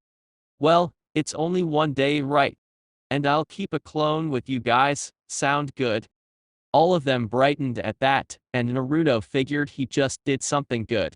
After work, it would be time to address the Bajoa in the room. However, like I could fit into a room flesh bag, Kurama growled. "And good morning to you too, Furball," Naruto shot back, growling. "You're on a thin branch, sapling," he said. There was a hint of smugness at the annoyance that shot through Naruto from the horrible attempt at a plant pun. Choosing to ignore his partner, Naruto focused on making one clone, sending it off with the minions. It would also keep them on track and not start a water fight or attempt to use Momo's sealing skills for pranks. He waved them goodbye with the promise of feeding them after the shifts ended. "Ah, Naruto-kun, thanks a lot for coming," the organizer said once everyone was gone. He looked average, even for a chunin, brown hair, black eyes, plenty of bags that looked like eyeliner. The only reason the man wasn't slaving as a brick setter or on patrols was his background in construction, though civilian parents, Naruto heard. That and whisperings of being the reason Kumo's water supply failed 3 years ago by way of going undercover as a master builder and accidentally linking it to the sewage. It was probably a folk tale, but he was high on Naruto's respect list if it was true. Naruto gave a bow in greeting. "Thank you for having me." "Oh, everyone calls me Asuka, no family name I care to claim." He seemed nice enough, if a bit anxious. Not wanting to say the family name was odd, but ANBU had weirder quirks, his teammates coming to mind. "Nice to meet you then, Asuka-san. What will be my orders today? Anything you need, I will do my best to accomplish." "Wow, much more polite than I thought an ANBU would be," he observed. Instantly there was a kunai out and Naruto channeled the greatest concentration of Captain Tenzo that he could into a creepy stare. "You will not ever utter ANBU in relation to me again, right?" Here Naruto cocked his head to the side, keeping his voice light. "It would be such a shame to have to ensure you don't let a spy or genin know about my side hustle, right?" Asuka's sweat dropped, but nodded nervously. There was no way he would piss the Jinchuriki off, especially in ANBU level 1. The only reason Asuka, a lowly chunin that was happy to keep his head down and work towards the cushy academy position, knew about Naruto's rank was his girlfriend who recently joined ANBU, and took him to a poker night. The voice gave Naruto away, and his sweet Aya confirmed it later. Bringing it up was not wise, he admitted, but it really was rare to have an ANBU be so polite to a chunin. He felt his stomach knot more than when the rakeage almost caught him rewriting those blueprints for a new water line. Instantly the dark and creepy expression disappeared, and Naruto clapped his hands together. "Well, now that's settled, time to work." "Alright," Asuka said. "I was briefed on your abilities with clones, could you make 50 for each department? Save for the lumber transportation one. I'll need 200. By the end Naruto had over 600 of him going around, with many in disguises, reporting to each department head. All the ones in charge knew about him, all were jonin, or chunin, but the civilians and normal shinobi would balk at that many Jinchuriki clones helping. Some rumors were circulating about Naruto being a shinobi amongst the civilians, but there was no need to cause heart attacks by being too obviously powerful. He knew the basics of each task, but had a feeling there would be a massive amount of learning involved by the time his clones popped. For the next 3 hours, Asuka and Naruto bounced around the village, checking each sector from civilian to shinobi. Many times a building had rubble that a squad had not gotten to yet. It fell on Naruto to seal massive amounts of fallen structures into scrolls in order to speed it up. He then used shunshuns to transport him and the Chunin over to the designated dumping grounds. There, civilians worked to sort through materials, intent on reusing them for future projects. Excellent. Now that you're done with that, may I have you deliver some documents? They're too important for a clone, and I must be off to meet with the roofers. Asuka was a slave driver, Naruto realized, and the glint in the man's eyes was like he won the lottery. Based on the amount of work it would take to do the job without Naruto's massive sealing and cloning capabilities, it was pretty much true. Naruto sighed. Yes, Asuka-san. With that, he took the various scrolls addressed to many different, and important, sides of the government. Seems like he would be putting up with the posh upper class today. With Shizui, Itachi and Tenzo. This is bad, very bad, Tenzo said, looking at the journal in front of him. Shizui nodded, slouched over his chair as they were alone. Indeed. Not to mention Drea got word of the Akatsuti's immortal members coming to get their rings back. Here he glared at Itachi, who was leaned on the far wall. He raised an eyebrow. Did you expect me to let the situation go the direction it was heading, Shizui? No, but more discretion would have been nice. When Haiden and Kakuzu arrive, I will dispose of them. Shizui sighed. His cousin was a genius and could give him a huge fight if push came to shove, but he was an idiot in many other ways. Thinking through the consequences of his in-the-moment decisions was one of them. No matter how bad it was to have him in the village cover blown, though currently the Akatsuki believe him to be dead, Shizui was still happy to have him home. It was months earlier than planned, but it was not something he regretted. We have Mouse to think about as well. This mission is not one I would prefer to send him on without his full team. The village needs its Jinchuriki. Itachi grunted. Tenzo looked contemplative. Why couldn't Hiruzen be back and making these tough decisions? All the crap happening was not what Shizui imagined himself dealing with. At least, not with his mentor in a coma, fighting for his life. I don't know what to do, Hokage-sama. No solution seems to be the right one, Tenzo admitted. He insisted on using Shizui's future title much to his chagrin. The mood was too depressing for Shizui, so he gave a devilish grin. Itachi inched away, knowing what that look meant. Tenzo, don't worry. I have a solution. Oh, thank goodness, Hokage-sama. It involves fire. Absolutely not. Hours later. The last scroll, addressed to Ibiki Moreno, was a welcome relief to the politicians, budgeters, and even Dragon-sama. The man had taken the unexpected visit as an excuse to test out a new genjutsu. Apparently the Chunin were too scared to let their future Hokage do more mental damage to them, and the other ANBU were too smart to be around when Dragon-sama got the itch to try something. As such, Naruto had spent an unholy amount of time fighting bowls of ramen dressed as guy who screamed about youth way too much for his liking. Stupid Dragon-sama, I'll get you back, just you wait. Mwahaha, when you least expected, Naruto Uzumaki will be there, and I will not be merciful, he muttered the entire time it took to get past security. The ANBU on guard, Jaguar, snorted at his co-workers' entirely ludicrous plans. Sure thing, Mouse. Keep telling yourself that. Naruto chuckled nervously at the fact someone heard him, but waved as he stepped through. And I was a strange building, with a sense of doom always lurking. Hallways crossed with pits, and there were way too many cells and interview rooms for Naruto's liking. He never enjoyed being here, but it was a great place to talk Anko into helping him with poisons. Speaking of which, the insanity that was Anko broke down the door of Ibiki's office right as Naruto was coming up to it. His sweat dropped as she screamed in terror, dodging Ibiki's kunai. You'll never catch me alive. she called out, still dodging.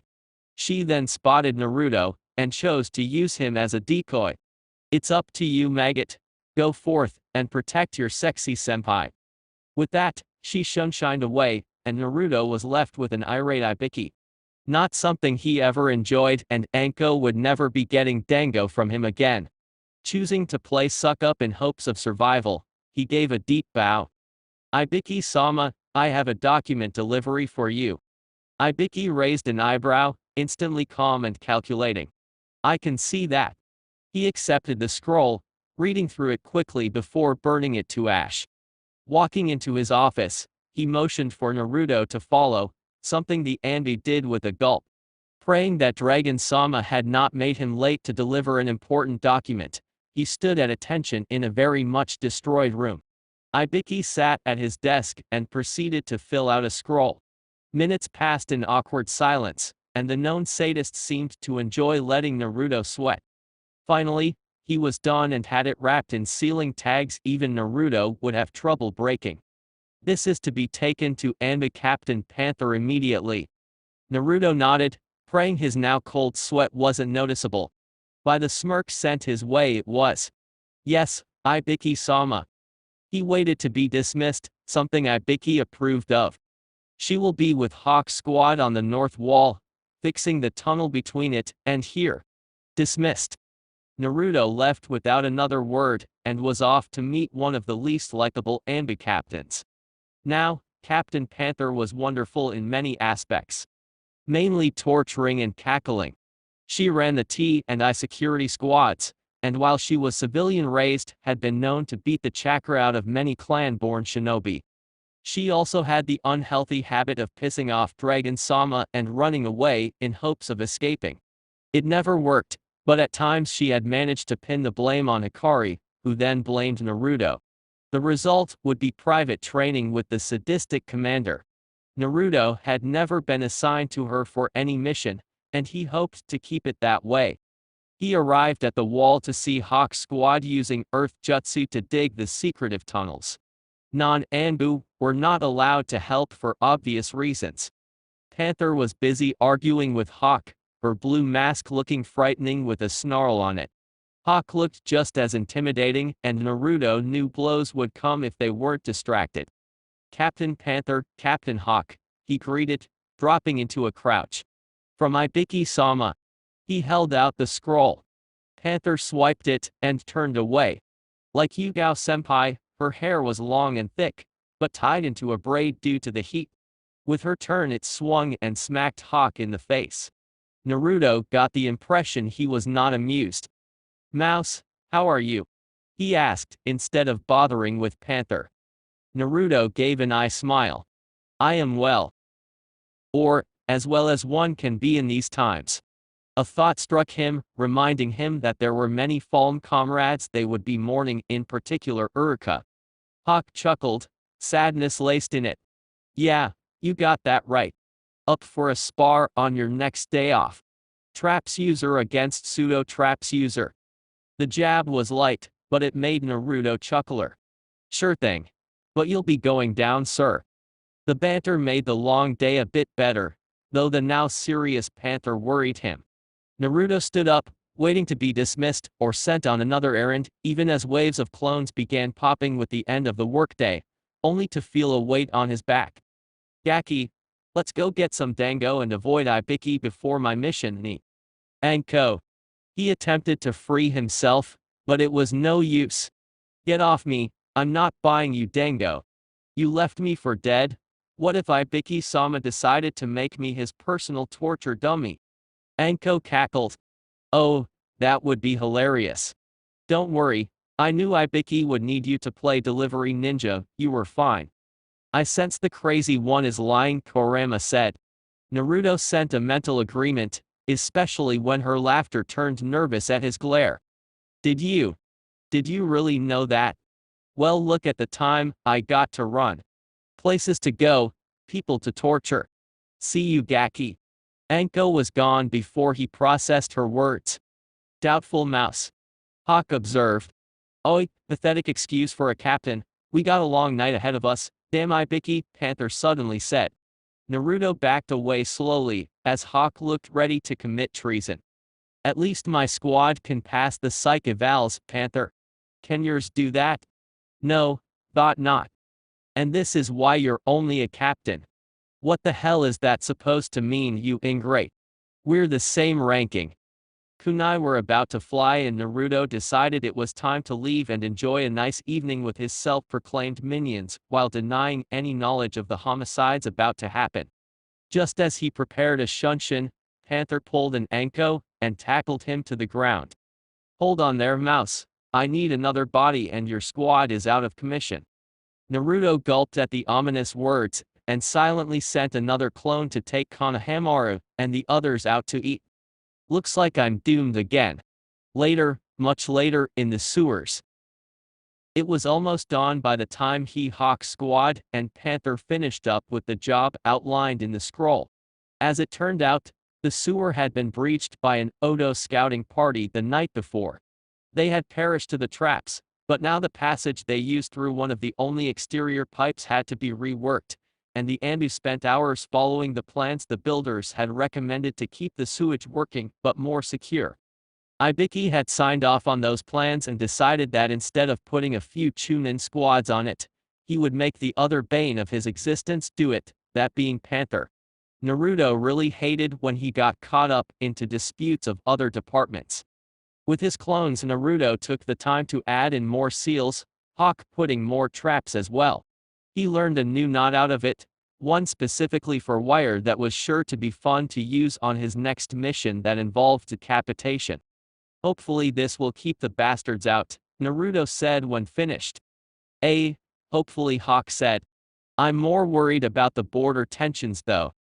Naruto didn't respond to that, well aware that war seemed to loom on the horizon, no matter which direction they turned. When Naruto finally made it back to his apartment, after stopping by to check on his team, all of which were recovering, finally, Angel was waiting along with Tora on top of his funeral clothes. He sighed, knowing the day would suck. Our village survived, and that should make it worth it, Kurama said. Keep becoming a patriot. Soon they'll make you a shinobi, Naruto joked instead of addressing the truth to Kurama's words.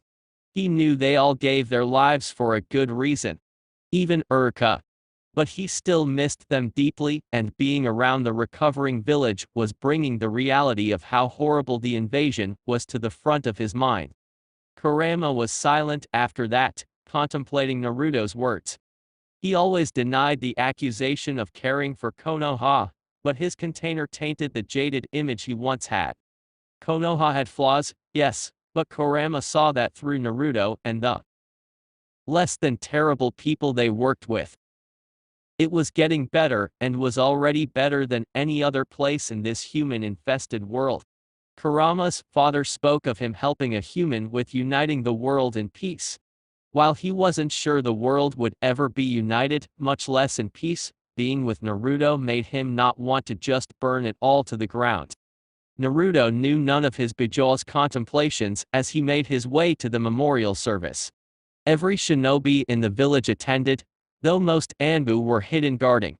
Naruto was in the front, next to a weeping Konohamaru. As the one contact the boy had besides his still comatose grandfather, Naruto had been instructed to stay by his side. Mogi, Udon, and Momo were nearby, giving support to their friend. Why Uruka?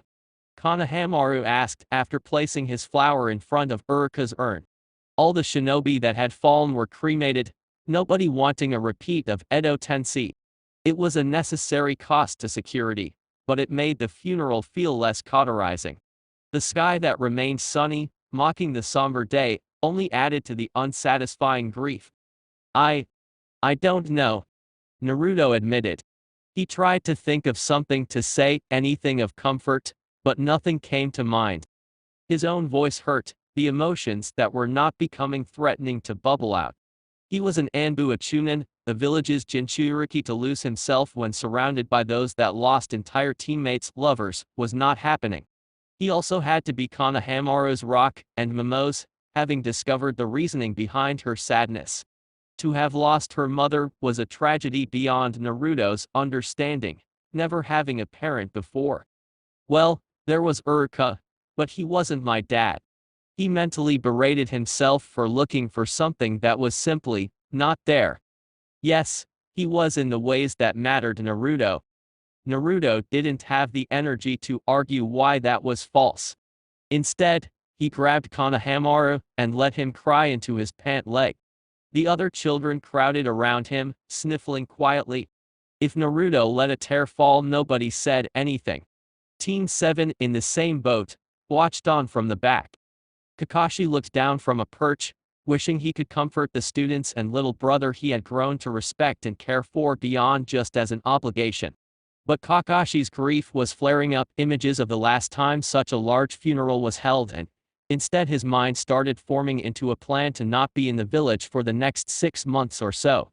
Surely Shizui would see Kakashi's need, let him go off and slaughter Konoha's enemies, instead of facing the emotions. Shizui stood in front of his shinobi. Many knew he would be Hokage by this point, or suspected. While the civilian funeral would be led by a henge dragon into Hiruzen, the shinobi deserved the truth. The civilians would be suspicious, but not question it much. The shinobi were either okay with the current leadership and plan or hiding it too well for even him. Either way, they leaned into his words as he gave respect and honor to his shinobi who were waiting for him to cross over, hopefully in many years. We are not emotionalist tools, no matter what our rules state. Shinobi and kunoichi laid down their lives to protect our great village to keep us free from the betrayers. He paused, let the message that emotions were allowed to sink in. Several wiped a tear away or bit lips. Good, they were getting it. After the funeral, memorial stone. He knelt in prayer for Uruka, spotting his name amongst the new additions. The memory of when he found his mother's name on it all those months ago made tears come to his eyes, wishing to go back to then. Or at least go back to the invasion, save Uruka. I'm sorry, Uruka, Angel whispered from his head. She was getting heavy, but maybe that was just the weight of her grief. No, Angel, you have nothing to be sorry for. It's hard, isn't it? A familiar voice spoke from behind. Naruto gasped and turned, seeing Yakumo in funeral robes, paler than ever. Ferret rested in a tree nearby, no doubt offering his own prayer. Yeah, it is, he said. What? What are you doing here, Yakumo-chan? He winced at how rude that sounded, feeling his face heat up. I mean, not that you aren't allowed here. I was just not aware you would be, and Yakumo snorted. I'm here to pay respects to my medic ninjas. They protected me against the invaders. Oh, I'm sorry, Naruto said, sincerely. He couldn't remember their names, but they were always courteous to him and cared for Yakumo. Tears were in her eyes, but she wiped them away. It's fine. Awkwardly they knelt together, continuing their prayers. Would you like some ramen? He asked, finally. It was the only thing that would make him feel like Uruka wasn't just gone. Yakumo looked apologetic. I would love to, but Ferret's taking me to a new location until Drea-sama returns for. You know. She gestures towards her seal. And that ANBU Hokage guy was telling Ferret to fetch you earlier. Naruto blinked, piecing together that she meant Dragon-sama, and shot a glance towards Ferret. The man nodded and walked over, grabbing Yakumo. Well, bye. Maybe I can bring some later. She smiled. Yeah. Maybe. But only because you're paying for it. He laughed a bit, a wet one that still had unshed tears in it. With a wave and final goodbye, he left to see his commander. Hokage's office. Naruto landed in a crouch, not acknowledging his captain, or Kakashi-senpai who landed next to him moments later. Dragon looked even more serious than normal, and if Naruto wasn't sure that it was impossible, he'd swear flashes of red were coming from where his eyes were. Mouse. Tiger. Kakashi. Dragon-sama, they said together. Kakashi sounded less than thrilled about it, however.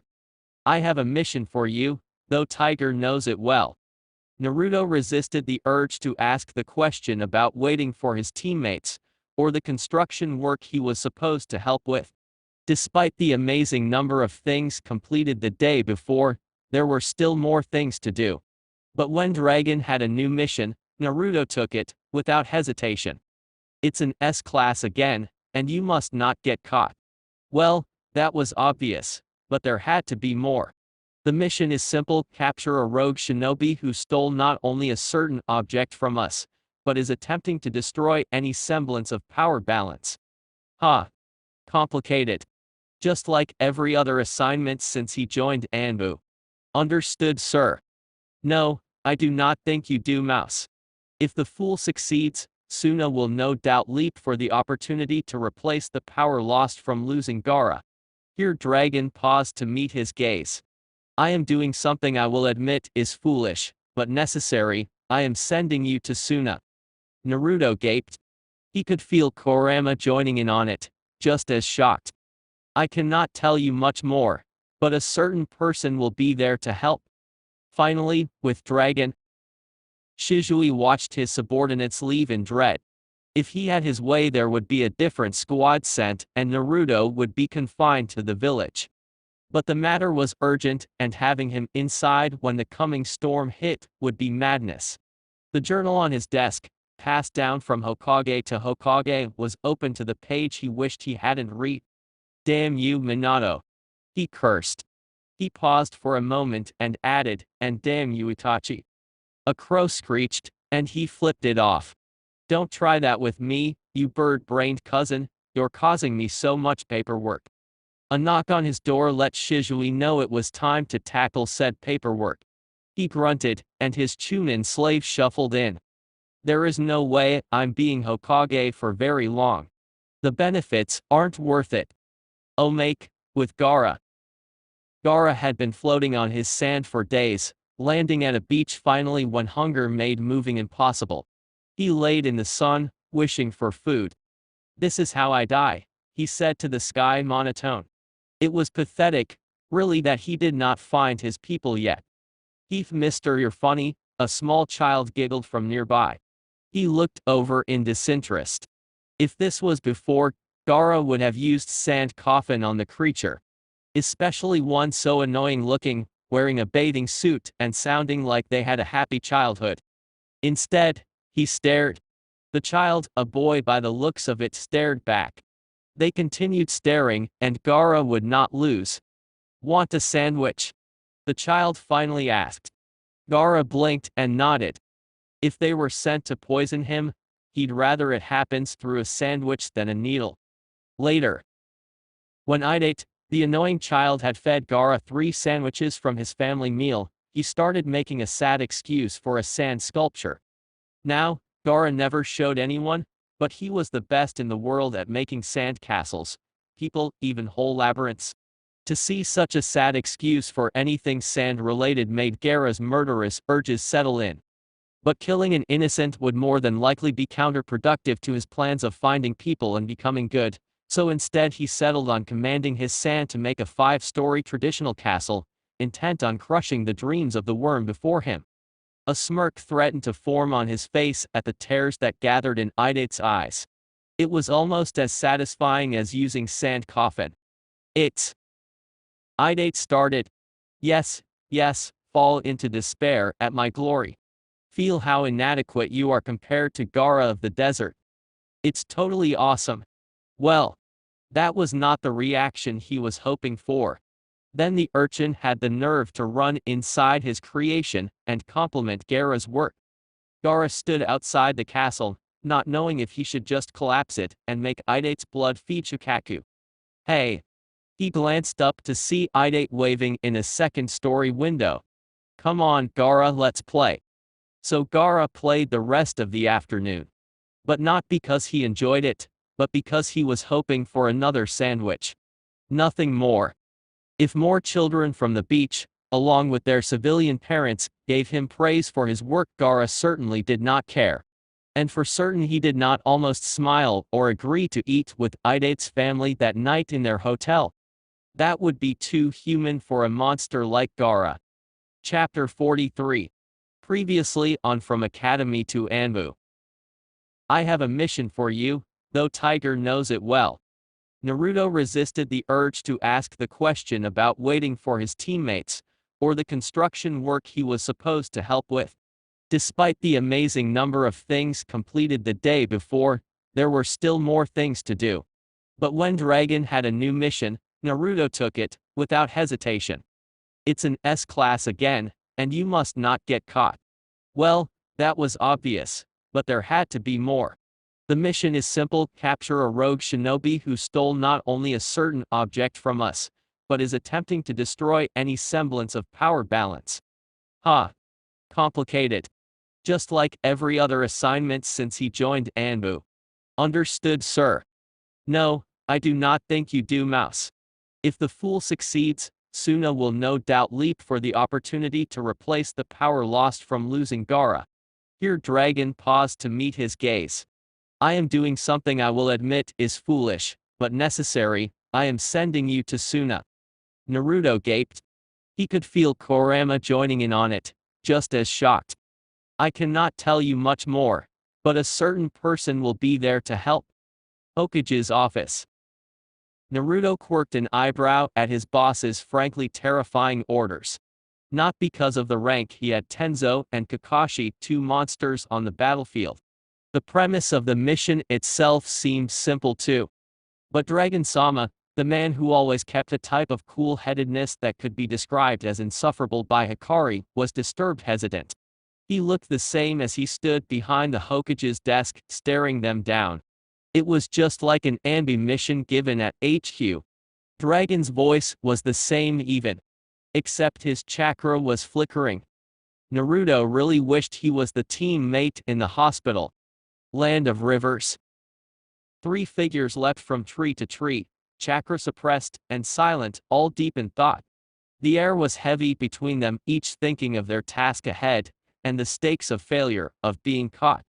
Each wore a two-sided cloak and garbs of a nameless and village-less shinobi, darker side out to blend into the forest. River was more forest than its moniker, the trees as ancient as fire countries and just as dense. The only difference was the undercurrent of moss and dampness that Naruto could barely smell in his disguise. Anything linking them to Konoha had been left behind. Not even their ANBU masks were allowed, though they did wear some truly ridiculous masks instead. When 3 kilometers outside the village, when Tenzo had them burn their old clothes and masks and put the new ones on, he had simply raised an eyebrow, and was grateful Konoha ANBU didn't use them as standard issue. Naruto's vaguely resembled an owl, muted designs and razor-sharp edges. Kakashi's was even more vague in its inspiration, while Tenzo's had 6 eye holes.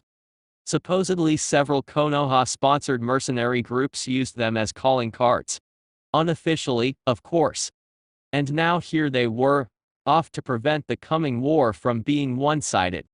I do not like this, Kurama growled like he had every hour since they left the village. Naruto privately agreed, something seemed wrong. It's not a suicide mission, we know that, he reassured his friend. Dragon-sama would never do that. At least not without telling them first. And this mission did not have the flavor of that kind of mission goal. Obviously fleshbag, but we know nothing of the true intention of what that blasted commander is. You said this was the first time you've sensed dread at sending me on a mission, right? And that hesitance. 3. His captain prompted aloud, and Naruto cut the connection off, having realized they were less than an hour from the border. 20 more clones joined the massive amounts of already produced ones and sped off in different directions, leaving alternate scent trails for any trackers. They slowed to a stop higher in the trees and crouched in a tight huddle. Kakashi weaved a complicated genjutsu barrier, while Naruto slapped a privacy seal on the trunk. Thanks, 2-3, Tenzo said when the all-clear was given. They would normally be using ANBU sign language, heck, even regular Shinobi 1, but their deep cover meant they couldn't risk the youngest slipping into the Land of Fire's dialect. Paranoid, but Team Ro always was. So, what was so dangerous you couldn't tell us in the office? Kakashi asked in a low whisper. His mask held mesh eye covers to make it impossible to spot the Sharingan, but Naruto knew him, he was staring Tenzo down. Mukade and Suna have already found the ley line ruins, Tenzo replied, equally low. But we're not to stop them from accessing it. We're going to follow them to our fourth team member into the ley line chamber. Then, and only then, should we destroy it. Kakashi blinked, his vague memories of what had once been a vast city and a mission his mind blocked out pushing at him. His reservations about the mission they were currently on stemmed from his last mission to Lauren. Konoha had been background supporters of the survivors of the war that happened around the time he was there, though the reasons were not clear to him.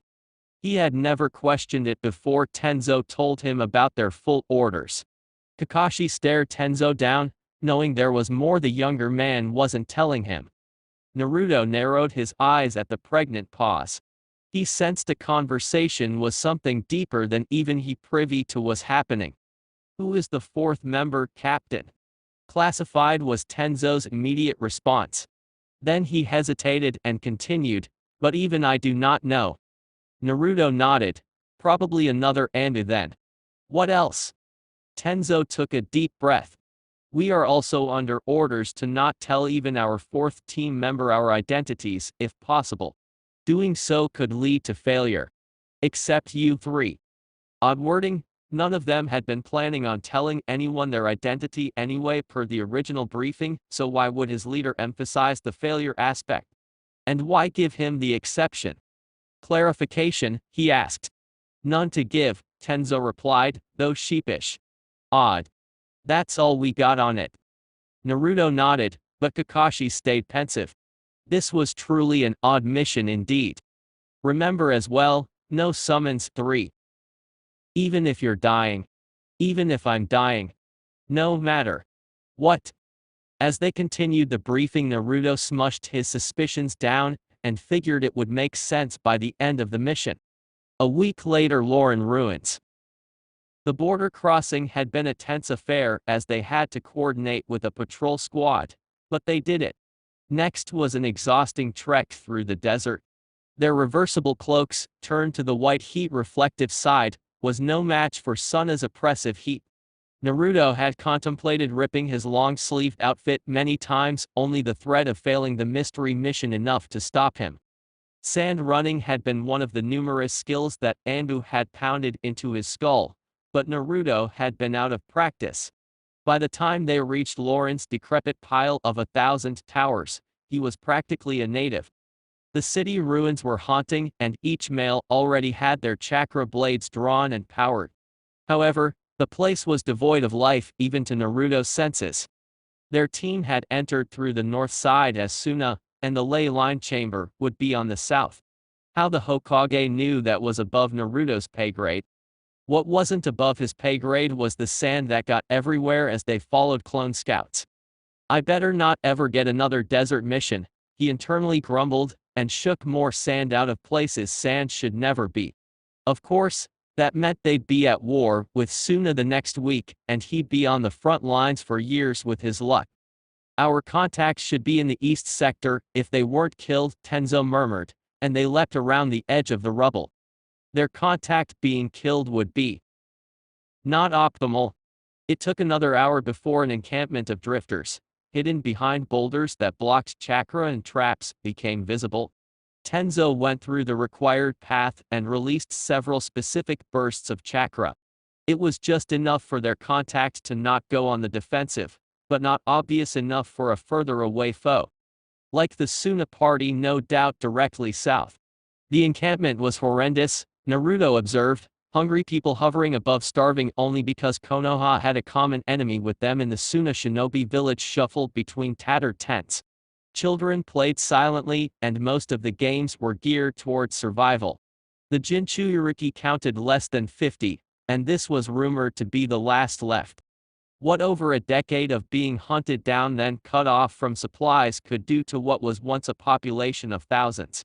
Konoha had made a deal when there were less than 30, support and report to the village any intel, and Konoha would send periodic supplies and subtly support the planned uprising. Judging from the state of the Lauren people, Konoha had gotten the better end of the deal. Their suffering is like a poison, I can feel their hatred for their once proud shinobi ally. And we're the benefactors of that hatred, Naruto thought grimly. They had arrived at a slightly larger tent where an obvious mother-daughter duo sat. Their hair reminded him of that Teria girl, though their faces lacked insanity. "Welcome to Lauren," the older woman said. Her voice had a regal lilt, but was grave. She most likely was in her 30s, but the hard life the people led aged her into a grandmother. Her outfit was tattered. With a closer look, Naruto saw the echoes of a once high-quality cloth of light purple, though faded to the desert beige of everyone else. Her daughter, hardly older than Naruto, was showing their hardship as well. Her outfit, a long-sleeved dress, was better off than her mother's, but sun damage and coarse desert sand had taken any signs of youth. Sarah and foi, according to the verbal description in the mission briefing. Like most things, nothing was written out, or rather, very little was. Supposedly, it would never be in Konoha's records, even the ANBU ones. "Thank you for having us," Tenzo said, and interrupted Naruto's musings. "I am 1. This is 2 and 3. We are here for our mutual objective." Or what Konoha told them was the objective, Naruto mentally added. Sarah lifted her eyes and seemed to pause at Naruto, who had his hood down but hair hinged brown. He regarded her, and eventually she moved her gaze to a heavily hooded Kakashi. The man had done something to keep as much silver hair from breaking out. When no reaction was given, she slid back to Tenzo, satisfied.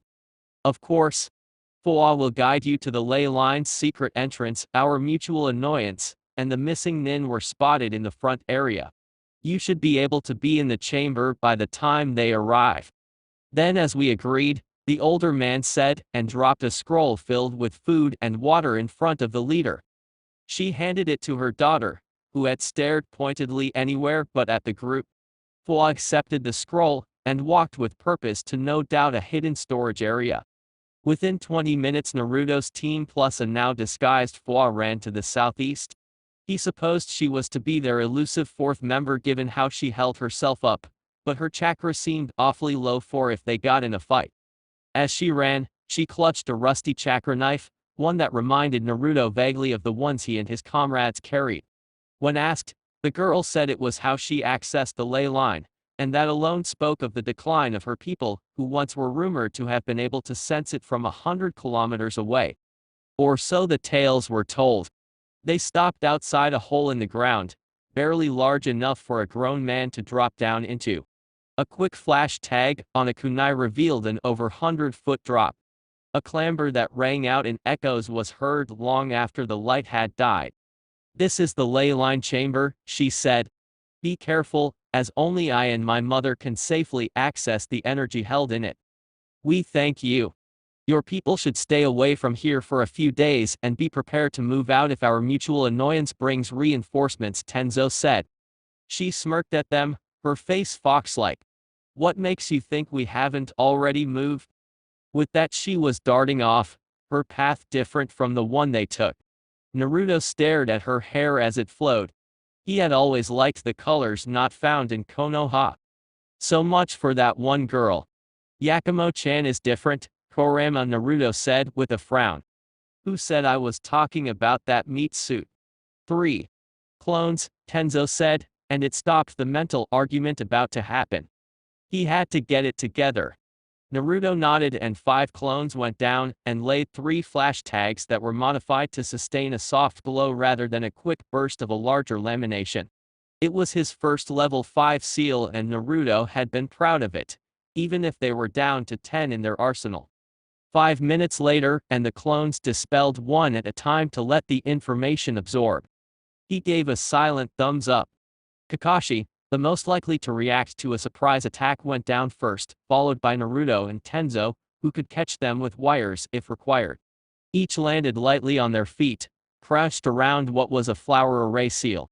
In the middle was an extremely familiar kunai.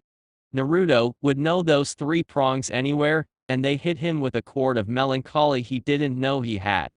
"It's still here then," Kakashi murmured. Flashes of memory hit of when Sensei drove it in, 2 blondes high-fiving.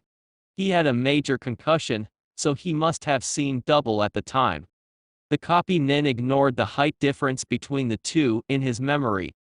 Formation C2 trap the perimeter and set the path to explode 3, I'll leave the array to you. Copy it just in case. They took their orders, Naruto, and 20 clones studying what was clearly his father's work. It was so advanced the hidden blonde couldn't make heads or tails of it. He still transcribed it on 2 blank scrolls, sealing one of them on his shoulder and handing the other to Tenzo, who did the same. Who knew when in the future they'd need that level of sealing? Jiraiya-sama would at least be giddy to look at his former student's work, Naruto mused. The distraction of complicated sealing might even make the man be more open on what his dad was truly like. Because despite the constant tidbits Naruto got from people, nobody really talked about Minato Namikaze. Instead, they talked about the 4th Hokage, or the Yellow Flash, or the genius who turned sealing on its head. Rarely would a story of Minato just being himself work its way out. Naruto knew it was because those were the most painful of memories, but they were the ones he craved. Naruto shook himself mentally from the train of thoughts, Kurama quiet, but alert for approaching shinobi. Sure enough, as Naruto finished helping his teammates prepare their battlefield, an earth jutsu punched a hole where there had once been the door into the chamber. Shinobi didn't pour in at first, but over a dozen puppets. They were a mix of clay and metal, a quality rarely seen anymore and likely chosen to ward off fire jutsu. Naruto still crouched, and facing the kunai vaulted backwards, and behind the puppets when they reached the halfway point. His chakra blade that Dragon-sama gave him specifically for this mission tore through the chakra strings. The things dropped in heaps, and he threw a sealing scroll at the parts to keep them from being further employed. As he landed, he sprung again to dodge a puppet's knife that was dripped in poison. The knife slammed into the grooves of the earth, and it uselessly tried to unstick itself. He gripped the stone walkway with a chakra-enhanced grip, and swung at the torso, the puppet knocked over. While its user attempted to recover the balance, he sliced its strings like the first pair and locked it away in another scroll. 15 more stormed through the makeshift door, though clearly were more battle-oriented. Emerald eyes and bodies with wider torso cavities tried to swarm him like a dome. Naruto suppressed a groan, as all of their torsos opened at one to reveal numerous short swords each. The swords were used as projectiles, and he thanked his training as he used a water-style moving whirlpool to watch his 6, and deflected most others with his weapon. When the knives stopped coming, he released his jutsu, and a standoff took place between him and the inanimate foes. He twitched for another seal and hell broke loose. As the puppets moved in for a surprise assault, he swiped one of the fallen blades and channeled wind chakra in it, swiping at every thin sliver of thread he could. Naruto took out his last opponent and saw Kakashi, who had begun a struggle with samurai puppets, take a hit from above. Naruto threw his pilfered weapon, cutting the assailant loose, while Kakashi shined away. Naruto felt his grin turn feral as his senpai took out more and more puppets, and enclosed the newly fallen into his storage scroll. A reed-like man who was definitely Mukade screeched, and then seethed in the entrance surrounded by dozens more puppets. Slimy black hair appeared to bristle like a cat in fury. He knew, like Naruto, why the dead puppets were being sealed. The victor would steal the secrets of the unique brand of puppetry, making future encounters less advantageous for the loser. Well, if the loser was Mukade, which it would be by the way the puppets were being sliced to pieces by Kakashi and his chakra Tanto. Tenzo was fighting with who Naruto realized had to be Baki. The fellow wind user had a stiff leg that took way too much chakra to compensate for, but he was alive. His senses said they hadn't brought another, a strange happenstance Naruto was not inclined to question. Baki though? Thought he was among the dead in the invasion? Obviously not. Want to correct that mistake? Bloodlust was leaking through Kurama's words, and Naruto had to fight down the urge to let it leak into him. After the objective is met. Of which I'm still not sure of. Sure, he could let Mukade get to the seal no problem. Except the B-rank missing nin from Suna was so weak. At least that was Naruto's opinion as he used a shunshin to be behind the puppet user and used a roundhouse kick. Mukade sailed towards the ceiling platform, his puppets with him. This was hardly shaping up to be an S-rank mission. An injured A-ranked Jonin gone rogue for power and a missing nin hardly worth his bingo book entry, Naruto dreaded when the other shoe fell. Of course, it couldn't be that easy to defeat Mukade as the puppet user righted himself, and had the puppets zero in on Naruto. The blonde let several clones run wild, and worked swiftly, cutting the strings. He jumped up as 5 new puppets tried to impale him, grabbing spinning with wind chakra that severed their ties. Mukade slid to be near the platform, and the man smirked, thinking he won. "You fool! You have led me to my goal. Behold, as I absorb the seal and harness the ley line," the man monologued. Mukade slammed his palms down on the seal array, pumping chakra in around the kunai before ripping it out and tossing it into the abyss. Every instinct was screaming at Naruto to stop the man as he pumped more chakra into the array. But he held his hand from making a great breakthrough that would have blown the man off the platform. A wild, purple-colored chakra filled the chamber. Once the chamber was fully activated, he could move to put a stop to it, but not before then. Orders were orders. "Do not go near that chakra, flee," Kurama warned.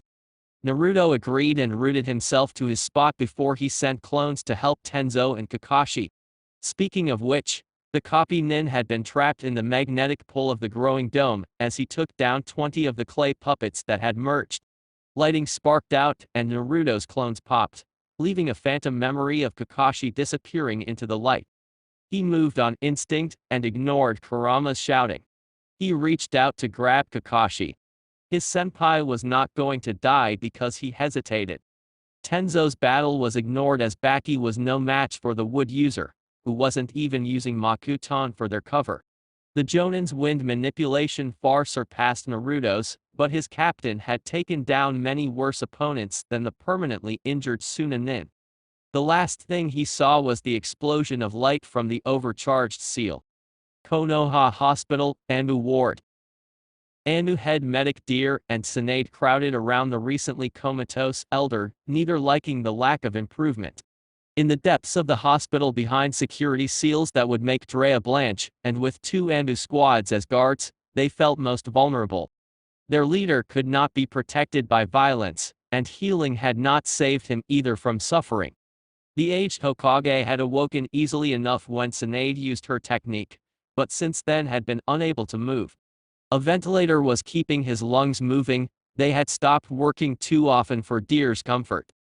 Deer would have nightmares about those attacks, the man who had always been his leader, at death's door.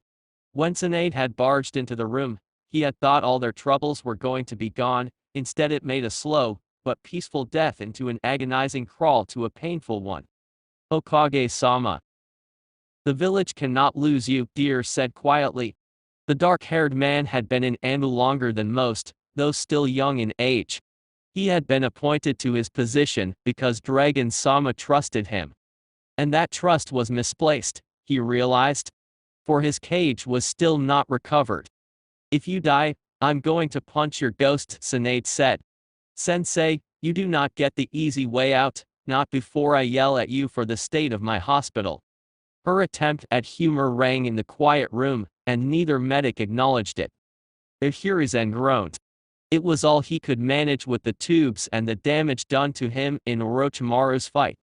"I know, sensei." What was worse than a comatose Hokage? A paralyzed one who was aware of everything around him, but could not even breathe reliably on his own.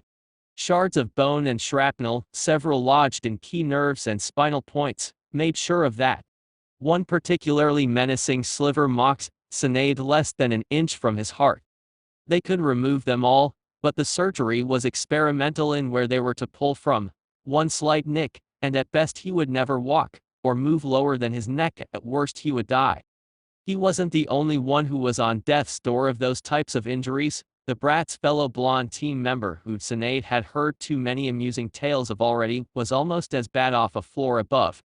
She felt a twinge of regret that Naruto, the boy who helped her move on, was likely to lose his first leader and teammate in one fell swoop. "I need a drink," Tsunade said after 10 more minutes of racking her brain on how to pull off the impossible. She made it to the door before she registered her fellow medic was not following. Sure enough, a glance showed him reading through charts they had memorized. She sighed. While she would love to leave him there and grab Shizui to bounce ideas while drunk, the man was at his wits' end. So, she yanked him away after leaving a shadow clone behind. Shizui would check in less than 5 minutes anyway. The ANBU guard let their chakra spark to an unspoken question. They would guard their Hokage while the medics were gone. Tsunade-sama, ear sputtered. She rolled her eyes. Not a word. We are taking a break. Sake has inspired many breakthroughs. Something tells me it will be the same today. Bye, sensei, she called over her shoulder. No response meant he'd fallen asleep again. She prayed he would wake up, like every other time he had drifted back under while she was there. Konoha's Shinobi Academy, missions room. Team 7-I, who was on a secret mission, and its replacement sensei stood at attention for their orders. They had to deliver orders to Konoha's protection detail stationed in Wave and pick up the standard quarterly reports that were to be brought back. It was normally a B-rank mission for its political implications. But with the village stretched thin, the lack of danger took it down to a C rank. Just like wartime, Sasuke thought. He was satisfied with the potential of bandits attacking them, but found it hard to ignore wanting Kakashi, Naruto, or even Hikaru to lead it. He still had not been able to talk to his old classmates since the invasion. Sasuke had questions. Questions he needed answers to. He pushed the spiral of thoughts away though, and tried to listen to the details even when he knew Sakura would run through them several times, meaning his attention wasn't needed. Both members of Team 7 were in their typical outfits with standard konoha coats to keep the growing evening chill out. Sasuke was less than amused that it covered his Uchiha crest, but Sai had been insistent he do it for his safety when he left the day before. Sasuke was aware of the wisdom of it. He still would mentally complain. They were dismissed by a Chunin, not Urika. Sasuke and Sakura had glanced at each other when it hit that the man was never coming back. Team 7 met by the gate 30 minutes later with their sensei, a man with dark sunglasses who annoyed Sasuke more than he let on. We will succeed in this mission, Ebisi said seriously. Our village needs every shinobi working double, which is why as you wait on the reports to be drafted, I as Special Jonin, will take on a second assignment nearby. Your lodgings will be with the Chunin platoon. We will meet for the journey back after 1 week. HN. That was interesting. Chunin platoons were typically well-rounded, and they knew a lot of practical jutsu. Sasuke's curiosity was piqued on what that meant for training, but he didn't voice it. He let Sakura do it. What about training sensei? Will the Chunin have something you want us to learn? Or will you?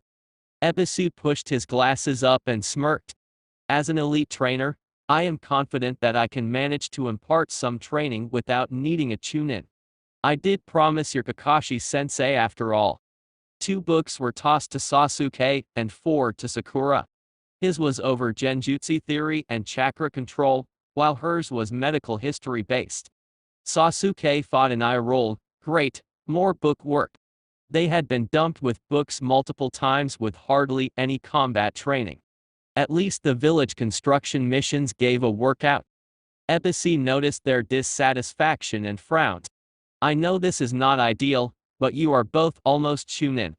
I would not be surprised if a promotion happened in the next exams or on the field. Be that as it may, Chunin study their subjects deeper than Genin.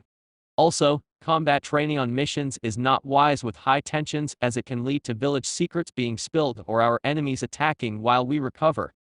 That makes sense, sensei, Sakura said, her mind running through the logic. But we can't just let our progress snag, Sasuke insisted. He missed Kakashi already. When we come back to the village, I will show you each a new jutsu. Until then, use whatever downtime you must learn the material. There will be a test. Sasuke promised he'd kill Kakashi himself if the man died. They needed their sensei, lazy bastard or not. Back with Naruto, Lauren City. Naruto was on high alert before consciousness fully greeted him, and he had to stop himself from vaulting to a high wall when he heard the singing. Instead, he kept an even breathing pattern, and let his slit eyes roam. He was in a cavern with a type of altar on the ground. Jagged slabs of stone pillars rose from the dirt. This had not been in the Lauren ruin debrief, though he supposed whoever had him could have taken him away to an alternate location. A girl sang, and as he carefully turned his masked face he froze. She looked just like Fua and Sayara, only better dressed. He discreetly reached out, mentally that is to Kurama, no response, so he was on his own. His sensing was off too, and he could scarcely tell the singing girl's emotions. Grief. Deep, profound grief at that. Naruto checked that everything could move. When the girl wiped away tears he shined several times until he made it to the ceiling. From his vantage point and senses, nothing living was in the vicinity. Good. He wouldn't risk jutsu though, as whatever he went through in that explosion made everything feel off kilter. He should sit there and let the world go right, and observe the strange look-alike.